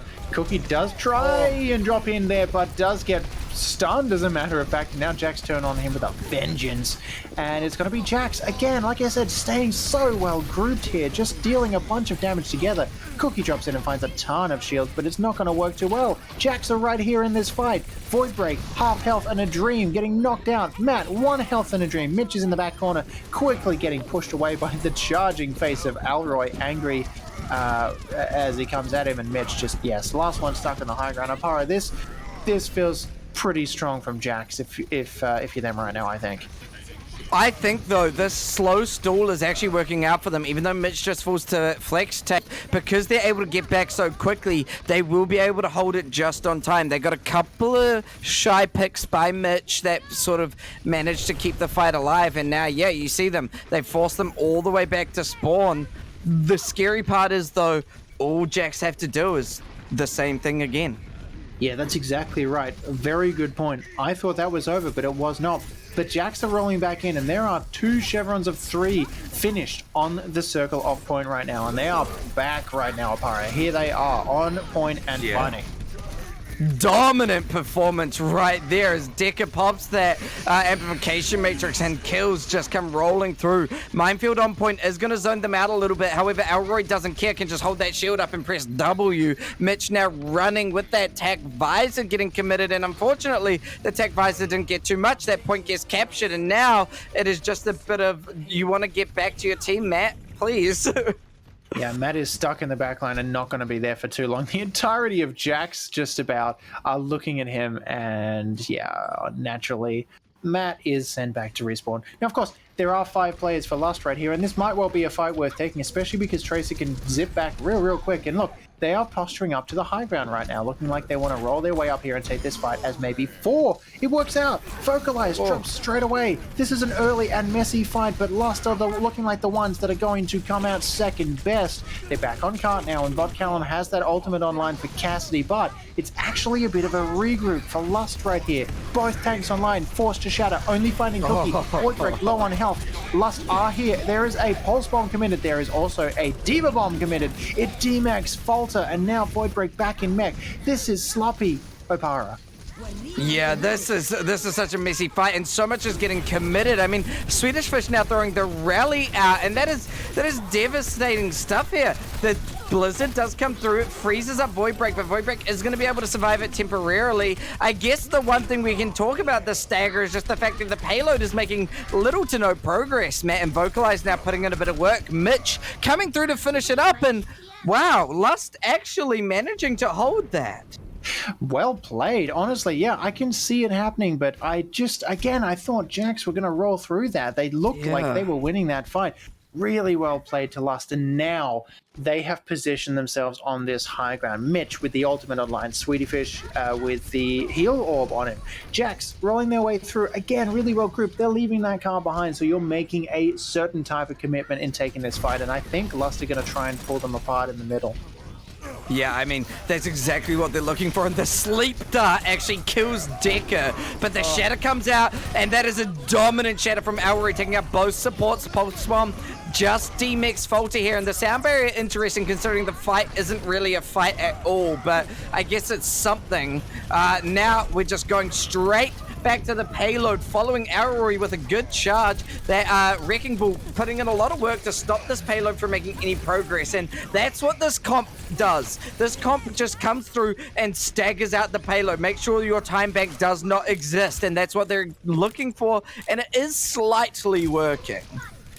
Yeah, it's not too bad, and Jax are rolling that card around the corner, but here's Mitch with that visor in the back, and it may work out. It's heavily shielded by Elroy. Look at how well Jax are positioning here, just backing their way on this card. Of course, Cookie's there to mess all of that right to the moon, and yeah, now that they're split up, Lust roll in and do a little bit more damage. We might see a bomb from Voidbreak here. Mitch is well health up. There's that bomb chucked up in the air. It comes right back down. It is mostly shielded, so no one on Jax finds any damage, but they're already so low, so they choose to reset here. And Falter is the only one jumping off the map without kill credit going to Lust. So great position to be in if you're Lust right now. You've got time to lick your wounds and reset. Well, Lust, I actually like the comp on the second point. I didn't like it first point because exactly what I sort of thought would happen happened, but it's working so well now on second point, and I guess that's what they were playing for, the fact that, like, we just need to fight them. we just need to stall them out as much as possible, get a couple of quick picks, and then we know we can play that slow game and stagger them out, and it's working out beautifully. Oh, a huge bump by Matt. Finally, Falter didn't eat one, and Matt's just loving it there. Pile Driver takes out Decker, and that's going to be a quick fight loss for Jax. Yeah, honestly, this is more of the Lust that we need to see to take it to Jax. It's working out quite well. I think this is quite winnable for Lust. Jax will have time to come back, but I feel like Jax, they're in position. They're turned on now. They're ready to go. They're warmed up. Look at Jax coming right back in. This is going to be a huge fight. Coalescence aggressively, but gets slapped, and the Transcendence has been forced out. Wait, there's a Bastion on the field? Mitch, when did you find that button? What's going on? A self-destruct right in your face, though you managed to get around that corner. Mitch just tried to run away from Alroy on the Winston, and the Bastion's actually working. Such an aggressive and dominant sort of a character here. Makes it hard for anyone to try and get the touch, especially to try and hide. And because of that, wow, what a smart hero choice. It works where, look, they got it where it counts, I suppose. Yeah. And it worked super, super well. About the only person that I could see close to that was Bot Callum, and they were in the middle of a unhappy sandwich, winning that battle there. So no one could really touch point, and there's the win. A decisively played game from Lust, and certainly does flip the tide from what looked like maybe a winnable game by Jax to go all the way through this, over to a 1-1 even playing field between Jax and Lust. Amazingly played to both of those teams. We're about to see what our next map is in just a couple seconds, but I don't know. I'm really liking the differences that these two teams are bringing, and I'm glad we saw some slightly different stuff as well. I now understand why they went to Eichenwald, because that comp would not have worked as well on King's Row. Yep. It makes sense why they wanted to go to Eichenwald. They knew they could make that sort of that play style work really well, and I'm guessing they knew they could give up that first point, and maybe even they managed to stall it as well. But playing it at that first point gave them an opportunity to build ultimates. So you know what? Whilst they sort of discredited it at the start, now logically speaking, seeing how it played out, I understand it and I really respect it. So whoever's call that was, I really liked. We're moving into Rialto. What do you think we're going to see here, Stugger? I'm a big fan of Rialto. I'm glad we're moving to this over the other picks for tonight. I think Rialto is where we're going to see some of the more interesting stuff start. Rialto, maybe good for a Pharah, maybe good for a Bastion. I think we're going to see a sniper to start things off for Jax tonight, especially on the defense, unless, of course, they decide to switch sides. On the side of the attacking team, though, they have a ton to work with. Of course, there is the typical Cassidy that you can roll out on very, very reliable damage, of course. Or maybe what they're looking for is more of a dive setup here. Classic dive could work really well. Maybe they're going to go something entirely different. Maybe they're going to put double shield on the cart and put a Bastion down in front of it. I don't know. I don't know how well that works on Rialto, but I certainly think that they could give it a try and at least see what happens. These two teams, look, I'm going to say this. I think that Lust are going to roll conservatively on card here. Jax probably going to be somewhere else for the first little while, and then suddenly appear out of a back door as this one conglomerate of damage and just roll across cart like one big wrecking ball. Yeah. That's my call. One big wrecking ball with the wrecking ball of Cookie as well. Exactly. If they all grab on, maybe they can swing at the same time and it'll be just a wrecking ball sandwich. A Jack sandwich, if you will. A Jackwitch. Very fun to watch. A Jackwitch. Okay, I respect that. Yeah. I want to see whether, because you mentioned it, Mitch at the very end pulled out the Bastion. Maybe we will see the Bastion come out. They could play a really solid defense with Bastion up on this high ground.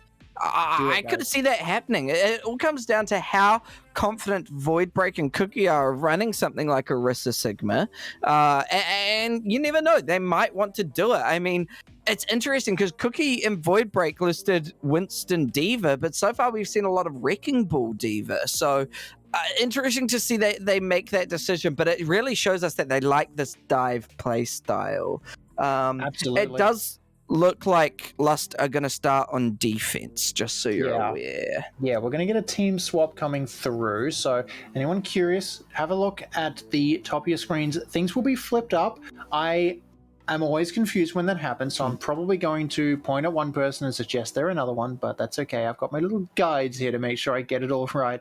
We are flipping sides. So it's going to be Lust defending first and Jax attacking. And honestly, I don't know if that's a great idea. Jax really, really tight. Maybe they're going to spearhead their way through the slightly weaker defensive Lust much faster. On the flip side, maybe the entire idea from now on is going to bait Jax into doing that so that you can get them off cart and out-position them to defend that cart, to stop it from rolling forwards. I don't know. I feel like the latter is a really good play. Are Lust thinking of that? Or do you think that they're planning something entirely different?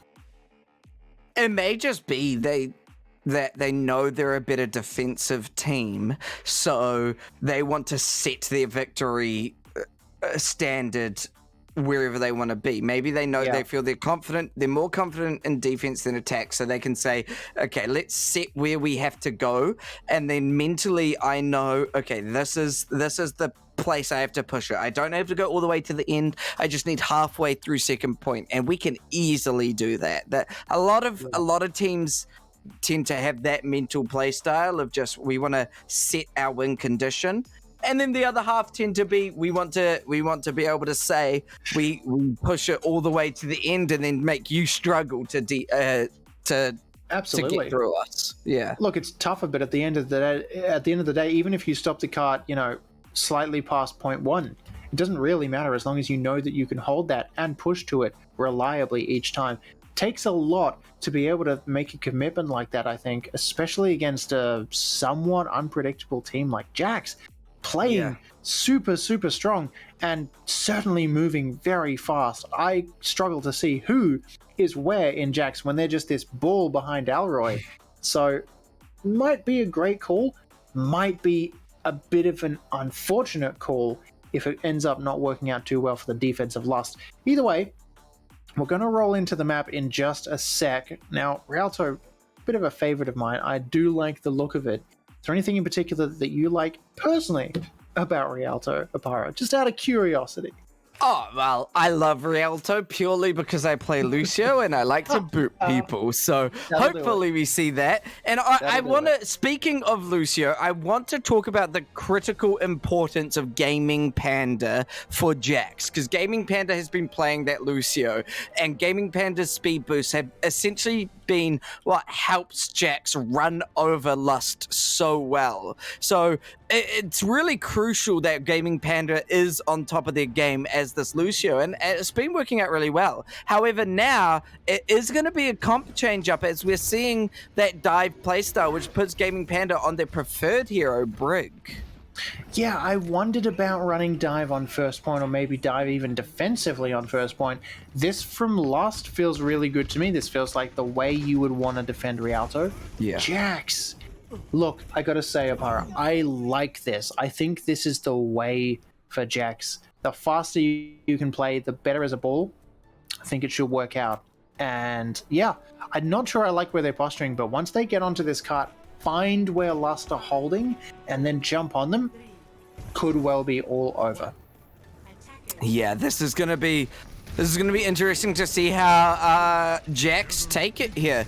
Echo flying up into the sky, trying to find Swedish Fish here. Gets a couple of shots on, but nothing critical at the moment. Just now, Alroy trying to jump up, but this bunker style makes it really hard for Winston Divas to get aggressive here, especially with pulls, with whip shots, and but Swedish Fish falls early to bot Callum. This Tracer pick coming through critical, losing maybe one of the most important players of Lust here. Swedish Fish, that res is so crucial. Matt, however, does take out Flex Tape, and now with Cookie falling, this is probably going to be a pretty aggressive push by Jax. Yeah, Jax are doing what Jax do best right now, and Mitch is just up the top there looking for those picks. Of course, they've already run around them, but Lust, look, they are again split up right now, and Jax are coming back strong, ready to go. They are just about to turn the corner here on this card, and yeah, no one's really quite stopping them. Of course, Lust are back here, but Jax, look, I don't know. It seems to be falling a little bit apart of the hinges. Yeah, that was a really good solid play of just sort of play around the safety of upstairs while our tanks come back. And I mean, I even watched Vocalize jump from the high ground, then managed to walk in behind Cookie's shield as Cookie returned. So just really knowing how to stay alive in those crucial moments until the tanks are back to just burn through them. That's exactly what happened. So really good to see. Out comes an amplification matrix that is not really doing too much as this rotation from Jax is working out well. However, Mitch now finding Bot Callum with a really good shot there with the Helix rockets. Mitch getting aggressive, and Jax are just forced to fall all the way back.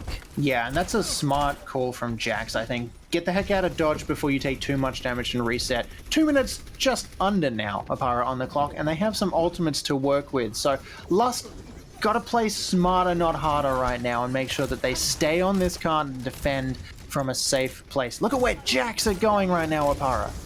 Yeah, Jax are playing smarter, not harder, taking that path. Nano Winston now, that's going to be aggressively onto Mitch with the help of Bot Callum. This Winston now throwing that Primal Rage out. However, Matt is putting in the work as well as a Winston. Primal Raging themselves, taking out both supports. The fight is going back and forth. Swedish Fish trying to get the res and manages to get it off, even with Flex Tape right up in front of your face. I guess Flex Tape fixes things, not really breaks it. The Flux comes out by Void Break onto Flex Tape while they're duplicating as Void Break themselves. Flex Tape doesn't manage to build up the Flux, and now it is just a matter of falling back as your team collapses.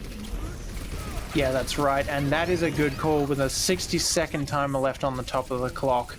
Lust, they're in control right now, and this is a different story to what we saw before. Jax did not look like they could be stopped, and now it looks like Jax is struggling to get started. Of course, we know it's capable, but we certainly know they're capable of it, sorry, but not with things like that. Bot Callum getting fanned out in the background, and again, a longer reset. 60 seconds is quickly burned down into 30.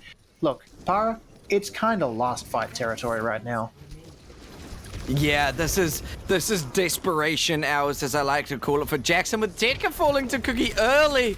That's not good. The Ana struggling to get through, and Jax have to commit without the Ana. They pop that rally to push up early, but the amplification matrix from Vocalize so aggressive. However, they do find Matt and Swedish Fish. The Tac Visor through the amplification matrix from Mitch is really good. Takes out Flex Tape now, and Void Break taking the fight on the payload with the help of Cookie. The aggressive playstyle is kind of working out. However, now Bot Callum is finding those picks that they need to on Tracer.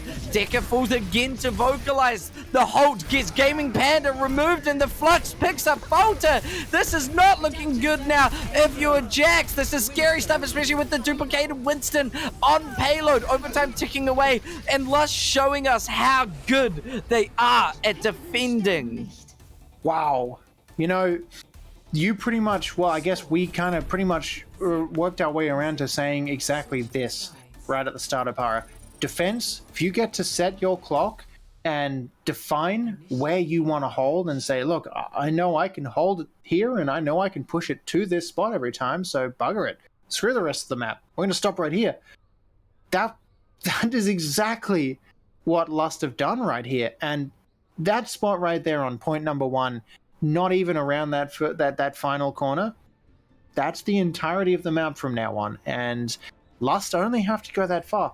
Jax, they have to come back and defend only that spot. That's it.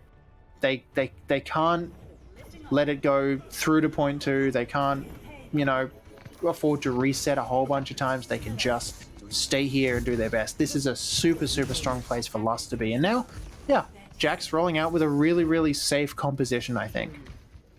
Now, my question for you here, Estelga, is we see Mitch on the Widow. Is it going to be a play for early picks and then swap to Bastion, considering this comp? You know what? Yes. I'm going to say I think it should be. Although, if Mitch can find some juicy targets like Decker, Gaming Panda, Flex Tape in the back, maybe even Bot Callum behind those shields, I don't think you want to switch. I think you want to keep that and keep those picks going way faster. Although, for shield break, Bastion probably works a treat. Now Mitch looking for those shots, but notices the shields, knows they have to wait, looking to find a pick now. With no shields there, they managed to find Alroy. Really aggressive playstyle, and you are right. Mitch is going to commit to this Widow, just going up to the payload here. Now Cookie getting aggressive, taking out Decker, and this is all about just making the Jacks fall quick enough that they can push this payload very quickly through. Falter falls on this payload, and this is scary stuff. Oh boy. Can Jax touch this? I don't even know. They can probably get back, but it's already down to the wire. They are steamrolling this cart forwards, and oh no, Alroy and Gaming Panda are out. It's just Bot Callum against the world. Bot Callum does get to touch, but Mitch and Matt are popping absolutely off. It's not going to be a Jax win, I don't think, Apara. Flex Tape dropping, Falter just about to drop out. Bot Callum out of this fight. Flex Tape out of mech. It is the last one on cart. They're gone. This point is going to roll all the way through Apara. That's almost the end. It's just Apara on ball right here and already dropped. Decker Tessera rolling through. It's not enough, Apara. Lust, take map 3, and the advantage. So I just want to say, did you say Opara on Wrecking Ball? Did I say Apara? I think I said. Was I saying something like? I think you were trying to say Alroy, but I think it misslipped to Opara. Oh, that's what I heard earlier. It doesn't matter either way. I just wanted to name you and then be like, yeah, they're doing this Opara and also, but then I just never got the time in my brain to say the word Alroy. So I suppose congratulations to you for winning that game, Opara. I work hard. I work hard every day. But I thought you were here on stream. I captured you, didn't I? Yeah, exactly. You may have heard my sort of sad reactions, and that was such a dominant performance by Lust. You just hate to see it either way round. That was so good by Lust, and it sort of puts that mental state on Jax of how are we going to take this when they're so good at defense? And no matter what we sort of bring to them right now, they're running us over. Even though Jax know how to run this really dominant rush play style, it's scary for them right now. Luster looking strong and moving into Temple of Anubis. This might be the way they do it, Jax can run a much more healthy rush Rhine sort of diva play style if they want to here. Yeah, definitely. Temple might be where things flip back around, although I don't necessarily know. I think Lust, like I said a little bit earlier, they're awake. They are ready. And the Jax that we thought were kind of the better team against Jax, out of the combo of Jax versus Lust, absolutely not the case anymore. I think, honestly, it looks like a Lust game to dominate from this point forward. So, you know what? Maybe this is, even though it is a Jax pick, maybe this is a Lust map as well. Yeah, I mean, and jumping straight into it, it'll be interesting to see this defense coming out. We might see a bit of Junkrat. Bot Callum ran the Junkrat earlier, and maybe that's what they're relying on. Bot Callum is really good on that Junkrat here. So, I mean, they're going to be attacking first. It'll be interesting to see how Lust opt to defend.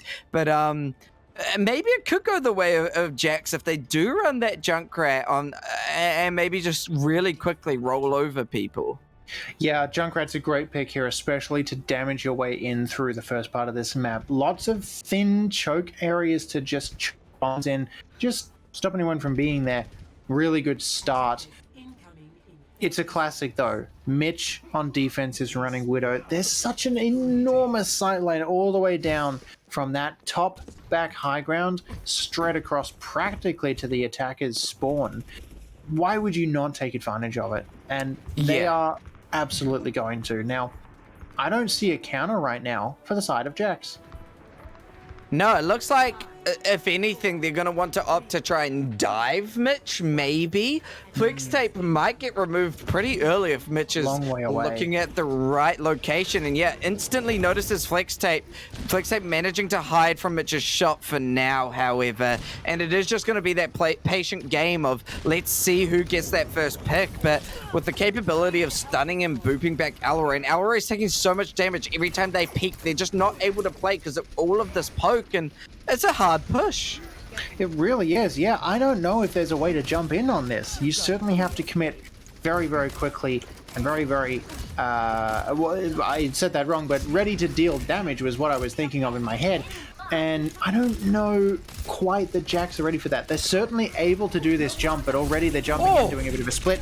Discord onto Alroy. He is nanoed, but it's a lot of healing required, and he's still low. It's going to work out, though. They have split the team up. Matt's stuck on the high ground. Mitch is out of this fight, so Voidbreak stuck defending the point right now, and they are going to see a Vocalize dropping right behind them. Flex Tape, Bot Callum, Falter all over this point like a bad smell. Voidbreak stuck in the corner and anti-nated. Matt just on the high ground doing ranged damage to these supports. Not really a huge threat. Look, Luster split up, but Mitch is back right now with that Doomfist. Falter stuck in the underneath. Look, it looks like Luster back Opara right now, and it is, again, a full fight right now. Yeah, Fulton does take out Vocalize, but Mitch back on this Doomfist. Uppercutting, then just taking out Matt getting aggressive onto Falter, and even though there is a pick from Flex Tape onto Swedish Fish, like you said, Luster back, and this is how they play this game, you know. They just come back quickly to hold that one tick. What a quick comeback, considering that, you know, again, attackers have the closest spawn. If they lose this, they can just come back quicker. Defense right back here again, and now we see Mitch sitting on this high ground ready to drop in. It's going to be, actually a Flex Tape commit, and that finds Mitch easily out of that fight. So now Matt doesn't quite know what to do, and there's a nano used on Alroy in the back here. 3 ultimates online and ready to go. Cookie EXE swinging around there, but it's not going to do a huge amount of damage with 3 of the enemy just kind of pouring it in. Matt and Cookie against the world right now, and both supports clean. Matt, turn around and shoot them behind you, and you might get a little bit more value, but Alroy chasing Matt out of this fight, and Opara looks like it's just Mitch in the back against the world as this point slowly ticks in Jack's favor. But they know they can give up a tick and probably try again because, I mean, especially with the pulse bomb from Matt. Now Mitch coming in aggressively. The Flux comes out by Voidbreak, and this is how they like to play these fights. They don't care if they give up a tick because they know they can come back and stall it out last second. Transcendence and Amplification Matrix used, and Matt is putting in all the work with that Transcendence alive. Vocalize takes Falter out from up in the sky here, and now the duplication from Flex Tape isn't going to achieve too much. The focusing beam, however, onto Swedish Fish. There's aggression, but Swedish Fish wins it. And now there's only a minute left. Alroy getting aggressive, but gets taken out very quickly by Vocalize with the help of Mitch, the punch. And Bot Callum, Vocalize! Okay, you can talk about the game and play it. I'm impressed. Well played from Vocalize in the back, just staying strong. They did have support from Mitch, but that was very, very, very capable, and yeah, proving why you guys are in Div 4 at this point. Now, Jacks are going to get a chance to retouch, but this is last fight territory over. Yeah, and their minefield immediately on, really aggressive defense to make sure they can't touch as confidently as they want. However, both tanks are jumping on. Primal Rage now going up onto the higher ground, throwing Vocalize around. Vocalize stuck in a corner with this Primal Rage, and that is going to really make it hard for Vocalize to just play that sort of Spoink bounce again. You know, you got to bounce to keep your heart beating. That's how Spoink works. That must be how BAP works as well. But it is working well as this point is not ticking over and is giving Matt the opportunity to get those picks. That Pulse Bomb taking out Bot's Callum, but the focusing beam has found Vocalize now. Mitch is back from that Meteor Strike. The bomb on point self-destruct, not connecting onto much, but getting them off point long enough that this point may start taking over, but Mitch is not out of it just yet. Taking out Flex Tape, the point slowly ticking through. Cookie gets back on just on time. They know how to play the stall game well, but that is not enough as the point does get captured. So close by Mitch, already using that, I forget the name of the ability, the slam back down to the ground, already in mid-air, coming back down right there, but then just ever so slightly too slow to get that point touch. And now we are on to third, and look at this. Lost are just looking great right now. Jack's kind of torn apart a little bit. I feel like they're not playing what they know well, or maybe not playing on a composition that they've really practiced at all, because they're spread so far apart. This is like a flip of what we saw earlier, with Mitch just jumping in the back and finding a whole bunch of value. Vocalize at high range, finding Flex just deadly on Baptiste, and Alroy getting taken out of that at the last second with that pulse bomb. Yeah, look, Lust, they really have flipped colors and flipped potential. Yeah, completely flipping the script. They're going to that blue color. But, I mean, in my opinion, this second point is going to thrive for Lust here because it gives them the opportunity of exactly what they want, of just stall out, play slow, keep that point from ticking up, and just keep getting those 1 or 2 critical picks here. Flex Tape's duplication taken out by Void Break, and that's a very aggressive flux onto Gaming Panda. Does take them out. That's huge, and now the really aggressive minefield deck getting Meteor Striked even, and Void Break and Matt just cleaning up this fight. This is really looking like a good hold for Lust. No one on the side of Jax, I think, even got a look at point, let alone a sniff of it. They weren't even close. Lust just stopping them at the doors right there, and wow, what a showing from them. Now, Lust fully regrouped, and this looks like a little bit of a better push from them, but even still, they're going to have to do a ton of work to get in here with 56 seconds on the clock, Opara. The nano comes onto Alroy, and I mean, Deca has been building up these nanos so quickly, so I really like to see them come out early. Transcendence, however, forced out and from Swedish Fish to really keep this fight alive for Lust right now. Primal Rage comes through, but Flex Tape is doing all the work, getting those picks now. Flex Tape finally putting in the work that they desire. Mac does get the Pulse Bomb onto Gaming Panda, and that could be very scary, but the sleep onto Mitch is good. Now we've got Vocalize coming back on Lucio with Cookie returning as Wrecking Ball, the pile driver, putting a bit of pressure on, and Swedish Fish is back as well. This is where the stall game comes through so critically. You know, they may get 2 ticks, but we can come back and get 1 or 2 picks, and that's what they're looking for. Flex Tape pops the duplication onto Matrix. Cookie, however, pile drives Deca out of this fight. Self-destruct of that duplication doesn't connect onto much, and now Mitch is a Bastion again. We're in overtime, and the Bastion is working as Matt is putting in that pressure, and that is going to be just a stall hold. Wow. I thought Lust had that. They did not have that. The stall from... Well, no, Lust did have that. They held it. Jax. I was thinking Lust had that. That was the next thing I was going to say. I thought Jax had that. They did not have that at all. Lust. Wow. I guess I was thinking that Lust were going to lose that one because, yeah, that looked like with 4 or 5 players for Jax there on point. Yeah, it looked really good. It looked like they were ready to cap that, but no. Lust rolling back through, keeping on top of it, just keeping people staggering on over and over. Wow, what a play. Like I said before, Lust look like they are in their element now, and although at the start it might have been the other story, it is all a Lust game to win right now. And I gotta point out the fact that, as you can see at the top of your screen, 2-1 in Lust's favor now. Very different story from what we saw before. If they win this one, that's it. Jax go home, the loser in tonight's game, and Lust take the W. Of course, Jax don't want to let that happen, so they're going to try their hardest to defend this, but it's close. It's going to be real close and down to the wire here, Opara.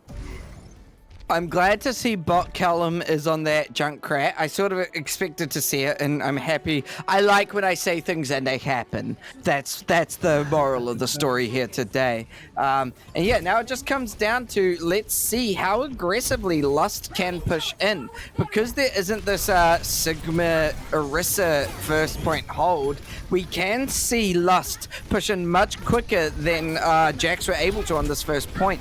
Because of that, we see Alroy falling back so quickly, and it's going to be a pretty quick push for Lust, I feel. Yeah, it's really important that Arrow doesn't get dropped here, and as I say, that Swedish Fish gets dropped out of this. It's an early fight, Alroy losing a lot of damage, but it looks like a Lust take right now. With how split Jax are playing, Bot Callum gonna get picked off here, I think, by Void Break. No, actually does take Void Break out of this, so yeah, Jax finding control right here, losing Lust, losing the fight, gonna have to regroup here, and they do jump out, although they are antinated on the way out. Cookie EXE not being able to get a bunch of support. Look, it's a good first fight to just posture, work out where people are playing, get ultimates. Not very good if you are looking to break through with enough time left and get on this point super quick. aggressive push by Cookie, and they noticed it so quickly. Cookie taking a lot of damage. However, now with Void Break up close to help, and Mitch taking out Decker, this is looking all Lust on the board. Matt now taking an early stance onto point and just slowly ticking it up here. Alroy, though, putting in a lot of work. Alroy does not want to give up this fight. Alroy wants to go to that control point for that last match to try and win it. However, one tick getting given up. Alroy probably going to give up 2 while the rest of the team returns here. And now with the sights, this could be bad. Yeah, they do touch right there, and Mitch is using those sights, although there is a bubble on point, and Alroy is jumping in to make sure that Mitch doesn't get any value there, and it's going to work out well with Cookie XE finding 2, make that 3 with a bit of help from Mitch in the back, taking Gaming Panda out of this fight. Now it is a Lust cap, and Alroy doing their best to stay on point, but they have to stay on point. No, go back. You need to support Flex Tape, and yes, they are back there, but it's Alroy against the world right now with Volta to back up. It's going to be Lust finding the picks here. It's not going to work out for Volta despite that bomb. Oh, and just as Volta gets put down a mech, they find that nuclear explosion. Bot Callum is here to do a bunch of damage, and they're going to find a pick, but it's not going to be super beneficial right now. You're going to find a Diva Matrix. Yeah, it's going to be a reset here. Now, the power of 4 minutes and 25 seconds for Lust to roll through to this point and cap almost all the way. Yeah, this is Lust's game to lose at this rate. I mean, they are looking so dominant, and they may not have many ults, but that Primal Rage, Cookie has shown us they know how to use it. A really nice whip shot, booping Cookie down, not being able to get as aggressive as they would like. However, they pop the Primal Rage and just jump straight onto the supports here. Decker feeling the pressure. However, Bot Callum does take out Matt. The rally from Gaming Panda is going to keep this team alive, giving them a whole bunch of support from a whole bunch of shields, and Mitch just has to run away on this Doomfist. That was a really strong and aggressive hold by Jax. Yeah, this is the first time I've seen a good decisive hold from someone like Jax so far for roughly 2 maps. They were very strong there, and Lust looked like they were the ones that were falling apart. And now they're pushing back out to where Lust held them before, so they need to stay here and hold here. Alroy using that Primal Rage, as I showed you guys on my camera before. Cookie just getting booped around, and yeah, Lust are getting split apart here. This is critical. This is what they need to spend their time doing for the next 3 minutes. Hold them this far back. Don't let them near point. Don't give them any extra advantage, and you might just find yourself upping this to 2 points. And the critical thing about all of that as well was that's all time bank. That's all time bank that has been burnt off, you know. That was such a staggered out fight, and the fact that they decided to take it, they recognized that Jax kind of like to keep the fight going as long as possible, worked in the favor of Lust because they were able to burn off so much time. Yeah, exactly. That's right. And now they're going to posture for another engagement with Matt in the far back corner, but Lust, again, dropping a whole bunch of health here. It is a trade. Volta takes Swedish out of the fight, and Cookie takes Flex. Alroy finds Vocalized Void Break on Alroy, so it is a 4v4 right now, and now they're just kind of, you know, part of Jax are staying back on point, and the rest are taking this fight. Lust, not quite here. They need to regroup. They cannot afford to go into this together. And I feel like there might be a little bit of frustration in the comms at this point in time, but especially if I were playing, because this is the part of the game where you feel like maybe you don't quite understand why someone got taken down or what quite happened, and they need to be 6 to take this fight. That tire gets taken out, so that's a disadvantage. Cookie, though, jumps in, finds Bot Callum. The sleep onto Cookie, however, is going to slow down this push, and self-destruct right in front of your face is scary stuff. However, you can jump onto point and Primal Rage if your Cookie gets stunned and whip-shotted off point here. Now jumps back on. Mitch takes out Decker, but falls to falter. Void Breaks. Bob is very aggressive and finds Flex Tape, and this point is now starting to tick the way of Lust here. We do see Alroy return, but with Gaming Panda getting taken out, that could be devastating. No more bricks on the field for either team, and Alroy now throwing that Primal, getting so aggressive, stalling this fight out. Bot Callum on the Junkrat is working wonders, taking out Vocalize, and now this is just going to be a 2 CP hold by Jax here as they do manage to stagger out Void Break. Wow, yeah, Lust again looked like they had that, but they've only made it slightly over halfway around their cap. Or I guess, you know, 3/4 of the way to the chevron that they have to touch. At least it's almost all the way around that circle. They are coming back fairly quickly though, Lust. So Jax, good at defending here. They're doing a good job, but they need to do a little bit better or else they'll find the cap going out of their favor. There's that copy. Flex Tape jumping in with the Winston clone here. So doing a ton of displacement, knocking Void Break out of mech, pushing Cookie away. This is a great displacer for Lust. For Jax, breaking Lust up and making sure that they can't run into this fight. Opa, 26 seconds. Lust have one more fight if they're lucky on this one, and it looks like maybe a Jax hold. Yeah, no, I mean, that was such a smart play to get up close and personal and be so aggressive because it just puts Lust into such an awkward location. Bot Callum throws the Riptire out, and now they're going to be scared of where their Riptire is. Matt gets found by it, and that is going to be devastating. Gaming Panda takes out Cookie, and this is looking so good now for Jax. The Tac Visor probably not going to find too much. Nobody gets on, and Jax are going to bring us 2-2. The body blocking right there, just stopping Soldier 76 in Tac Visor from running forwards. That's all it took. That's all it took to make sure that no one touched that point at the end there. And again, an inch or a mile, right?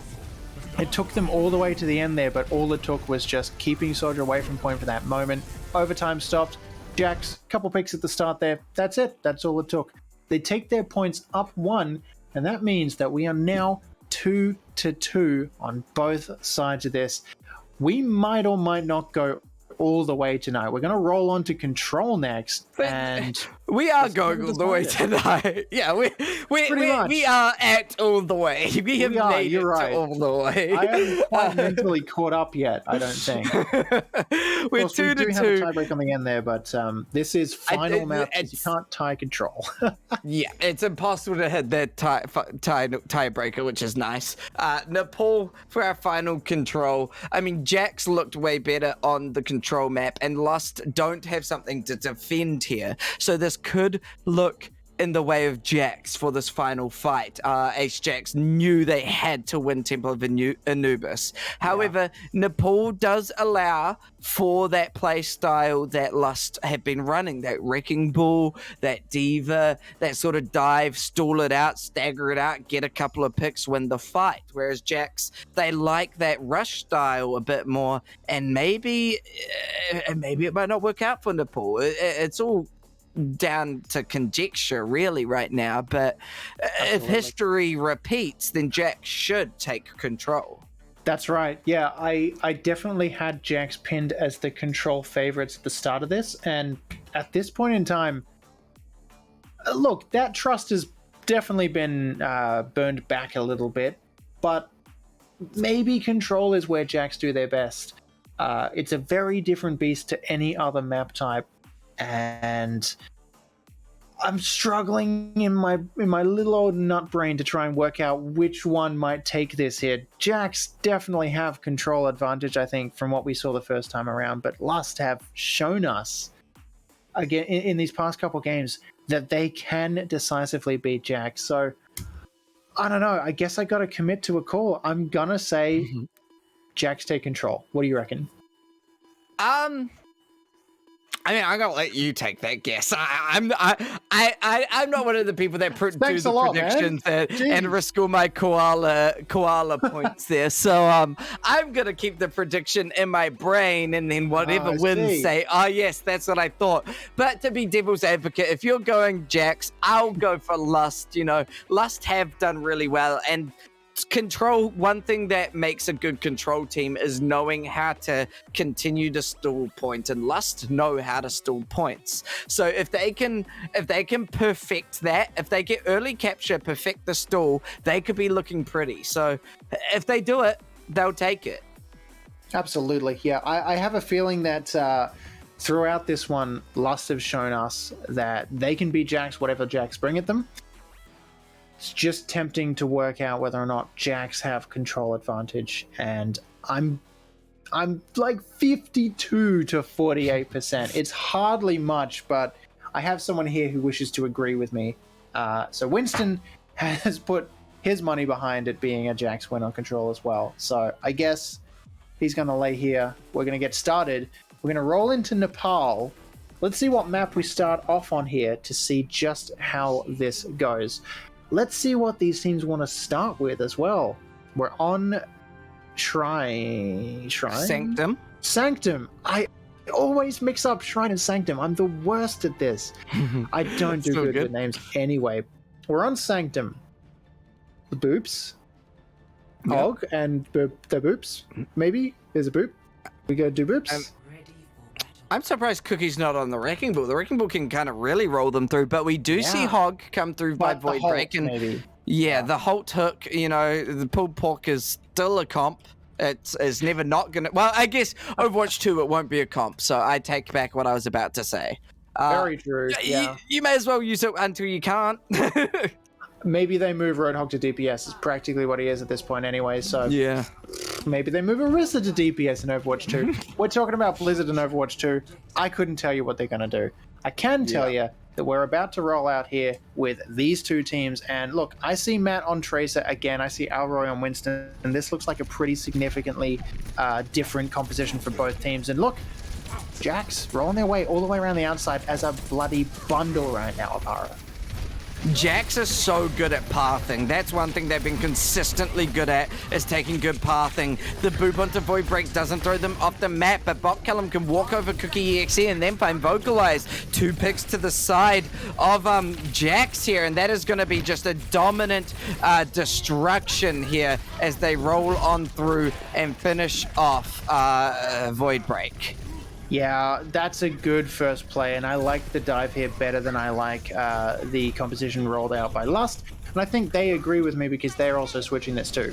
So, looks like a pretty good switch here.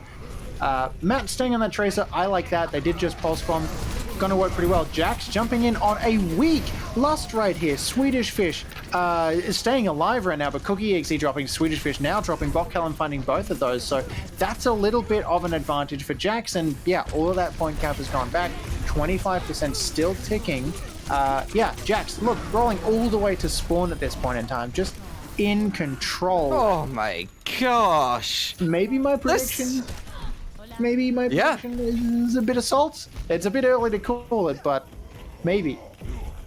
That's just dominance right there. We do get the pause called through by Mitch, and my gosh, that is pure domination by Jax. It's really, really impressive to see. Wow. Absolutely, Jax. They know how to work their way around this, and rolling in on that dive. Oh, yes, perfect. All the way over the top, jump in on the back, pick people off. This is what I saw them do first that made me think they've got this 3-0, no worries, all good. Lust, yeah, really good players, but maybe in the face of this, it's a little bit of a tougher sell when they're working in tighter confines and in choke points that Lust can just walk forwards into so quickly and block up. It's entirely possible, but that's what they do here all the way to the end of their percentage, and Lust find themselves looking at a cap that they never touch. I mean, yeah, the fact that they're getting these stood out fights as well as earning them time bank percentage, and that's so important. They're already at 47% to that progress of point, and the Death Blossom is so aggressive from Botcallum, taking out 2 and then finding Void Break at the end. This is really devastating right now if you're Lust. Yeah, Lust are lusting to get back on that damn point. 64% to 0. Apara, this looks great for Jax. This might be the long haul, but maybe this is what they've been waiting for. Now, Lust really well grouped up for this next fight. They don't have any ultimates though, Apara. Yeah, and I mean, with the EMP bomb ready, and the EMP comes out, connects onto so many of them, the pause comes through again. It sounds like we're having quite a bit of lag, but I mean, you've already had 2 fall. It's realistically, that's probably going to just be another team collapse here. I'm looking at the top of my screen right here, and I'll quickly run through you what I can see on 2 sides. Jax, Alroy, 98%, Falter, Ult Charge, Flex Tape using their EMP. We've got an ult coming later on down the line for Botcallum, and ults online for both of the supports. They're all alive. On the other side of things, Apara, it's a bit of a sorry sight. Look at Lust. Void Break is getting stunned at DMAC'd right now. Cookie's gone.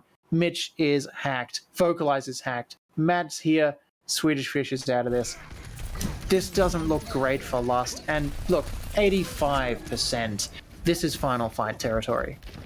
Yeah, this is scary now if you're Lust. They've got some ults they can work with, but it's a matter of actually getting them correctly and not getting picked off. And with this pure domination, it's going to be pretty hard. Early Coalescence shattered by Cookie, but the hack onto Cookie is going to make it really scary for Cookie to keep fighting. However, it doesn't fall. Falter throws the bomb out, doesn't connect onto anyone in the sound barrier now from Gaming Panda is going to keep the remaining Jacks alive. Bot Callum putting in that work, and Falter now following up onto Matt with a really good punch. Void Break gets demicked, and wow, 99-0. Here comes that 100. Jacks taking first point of Nepal in dominant fashion. Yeah, there's no better way to say, Buggier, I'm going to take this one home. I don't care what you took off me. This is the part where I go home with it, than that. And yeah, that was a little bit of a long sentence, but don't worry, Jack's are verbose.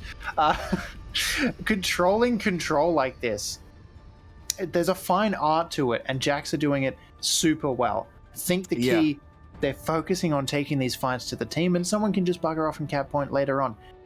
They're going to do it again here, and I don't know if this is the best map for this or the worst, but I can see the Symmetries already rolling out here. Mitch, back on Doomfist. This could be enormous. They're going to teleport up these corners here and take this fight pretty close. Actually, it looks like Jacks are rolling out differently, so the two teams are going to meet perpendicularly at this point. Yeah, both teams opting to go straight onto point, and it is going to be Jacks that are right there a little bit earlier. A huge May wall comes out, and Cookie is going to fall because of it. Vocalize cannot get that immortality on time. The turrets take out Mitch, and Swedish Fish gets burnt down by Flex Tape's beam. Flex Tape is technically, I guess, fixing them by burning them back to spawn. Well, they do come back with full health and ability, Para, so that is, by definition, I suppose, a fix, maybe? Could be a different kind of fix, but you know what? Bit of a stretch, but it'll work, yeah. Absolutely, yeah. Look, Matt running around in the background right now, just being an annoyance, jumping onto point, you know, making people look at it. Jacks with some really great control, not even turning around to face point, just taking this fight, and it's working. Gaming Panda knocking Cookie out of this fight. Swedish Fish super low, enormous shadow with Flex Tape finding 3 in the middle of that. It is going home for Jacks right now, and Lust are gone again. 31% to 0 Apara. It is so dominant. Yeah, Jacks are not playing games anymore. They want this win, and they don't care how much pain they have to throw at you to get it. Flex Tape now has that photon barrier, so this push could be really hard for Lust. Yeah, I gotta point out that Matt is still in this backline waiting to get that ultimate online and find some damage. Just touching point. Falter is staying down there. Meanwhile, the fight is going on at the top, and again, Alroy finding Cookie out of this fight. The amplification matrix down. Just pouring a ton of damage, and Jacks don't even bloody well need it at this point. Opara Vocalize dropping here. Mitch is just about the last one left hiding around that corner. Jacks went all the way, or at least halfway to their spawn on that side of things, and they are here to tell the story. And Matt, look, I've got to say, I feel like Matt needs to get out of here and go help the team, because yeah, Matt's got an ultimate online, but there is Sim defending all over the place right here, and just eyes all over them. Lust coming in a different way this time, Apara. Going in main, this might be the difference they need. This bot Callum on May has been so critical. A huge photon barrier completely shuts down the amplification matrix. Blizzard straight onto point. Cookie gets frozen up. Self-destruct. The grab may connect onto everyone, but there's no one to kill them during that grab. Sound barrier to stay alive from the Tracer harassment. This overtime is not going to last for very long, as it is just Matt. That is all that is left, and Jacks take it 3-2. Lust, they put on a really good performance. They looked like they were on that comeback streak, but Jack said no. They locked it down, and they took the series. Wow, well played from Jacks there, and a well-earned play of the game here for knocking 3 or 4 people out of this fight for Flex Tape. It was really difficult to call. Massive props to both teams tonight, Apara, because I don't know who I would have told you would have won at either point throughout the entirety of that. At first, it would have been Jacks. Pretty well straight away after that, it looked like Lust. Then, Jacks had another good show. And then Lust looked like they were going to win again on Anubis, and now Control totally dominated by Jax. I couldn't have picked a more evenly matched game if I tried, and it was served to us right here for free from these two teams. Yeah, I mean, they both looked really good and they played very well. I'm so impressed. Jack's really showing us that they know how to play Control well, and maybe that's just a bit of feedback for Lust to take into themselves of like, okay, we're incredible at that defense. We're really good at stalling out and staggering fights, but what do we run to do these control maps and win those? Because that is also a very important part of the competitive nature of Overwatch. Absolutely, yeah. I feel like if you're Lust, maybe you want to go back and review these control maps, you know? Yeah.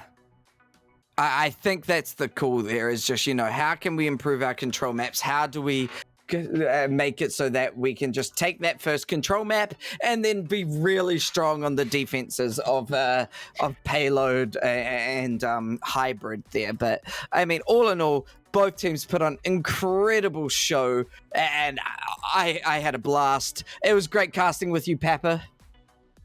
Oh wait! Yeah, You're S with you as well. Vocalized. It's really good fun. It was awesome. Oh, sorry. I thought I was in there a Papa curse again with the 3-2 games. It sure felt like it, I tell you. Yeah. No, it's you, man. I tell you, you're the one. I think it's me. I give you guys those long-lasting games, and I mean, all in all, it's a blast every time. I love to cast them. It goes down to the wire. It's really fun to watch, and you don't know who's gonna take what here. So from here, I guess there's just a couple of things we need to do. Firstly, Estogger, who do you want to give MVP to? That's a great question, and I wish I'd been thinking about that, but my 6 brain cells were just ticking over the same thing at the front of my mind. Look, if I had to, I think out of the entire... Look, you know what? I'm going to go with something that some people might not think of initially, but I'm going to point at Alroy initiating those fights to begin throughout the night. And I'm going to point at Cookie, because those two tank players played very well on each team. I liked the way that Cookie initiated fights each time around on Wrecking Ball, dropping in and distracting Jax. And I really liked the way that Alroy protected the team, gave them something to hide behind, and then used those shadows to absolute perfection each time around. So for me, it's the tank picks. Yeah, I've got one person on my mind, and I was really impressed with them all game. Deca, she was really good on her support. She was building ultimates so fast. I think a critical reason Jax won Temple of Anubis was the nano she was building and putting onto Alroy. Yeah. So many good nanos. So I really just want to give Deca the love there. In terms of on Ambition Lust, I think Matt was really good, as well as Voidbreak. They both played incredibly good games, keeping the fight alive and doing some really good stall. Cookie as well, incredible in the stall, and Vocalized. All of them were good at stalling, but like those were the ones that really stood out to me in terms of stall capabilities. So lots of fun all around. Very fun game to watch. Yeah, anything further you want to add, Estogger? No, great points from you, Apara. I really agree. And look, they were some fantastic games to watch tonight. It was a pleasure to watch them and a pleasure to cast them alongside you. So thank you so much for joining me for this second half of tonight's stream. Of course, I had Vocalize earlier on beforehand, which is why I made that slight joke beforehand. So I think all that's left is to pop over to the credits and have a quick thank you so that we can be on our way and say a warm good night to everyone. So thank you all to everyone tonight for, of course, coming out and watching. But first of all, thank you to AAOL Esports and Koalas Esports for the hosting tonight. Again, AOE are the guys that run this stuff. They put on this tournament. We are the guys that are helping out stream them. So between the two of us, we're bringing this to you each week, each night. If you're interested in joining or signing up or playing or just knowing more, jump into the Discords, ping us, say hello. We'll have a bit of a chat. We'll introduce you to some people. Thank you as well to the event coordinators, tonight's streamer, Gat, the guy you've been watching all night long. Amazing work on the cameras and a fantastic job building just about everything you see in front of you tonight. Of course, we had the casters tonight, myself, Vocalize earlier on, and Opara. Thank you so much, guys. Big thank you to the stream technical assistants. Big thanks to the patrons whose money went into the Ascent games that were played out on the channel just in the past couple nights. And a special thanks to everyone else in the community, to the people who helped make this all possible, and everyone out there watching. We're really grateful to all of you, and it has been an absolute blast, both tonight and for the past while, watching and producing and bringing you these different streams and games. But that's it for us tonight. So from me, from Opara, from Vocalize, from Gat, from everyone here, thank you so much for watching. Have a great night. Good night, Opara. We'll see you tomorrow.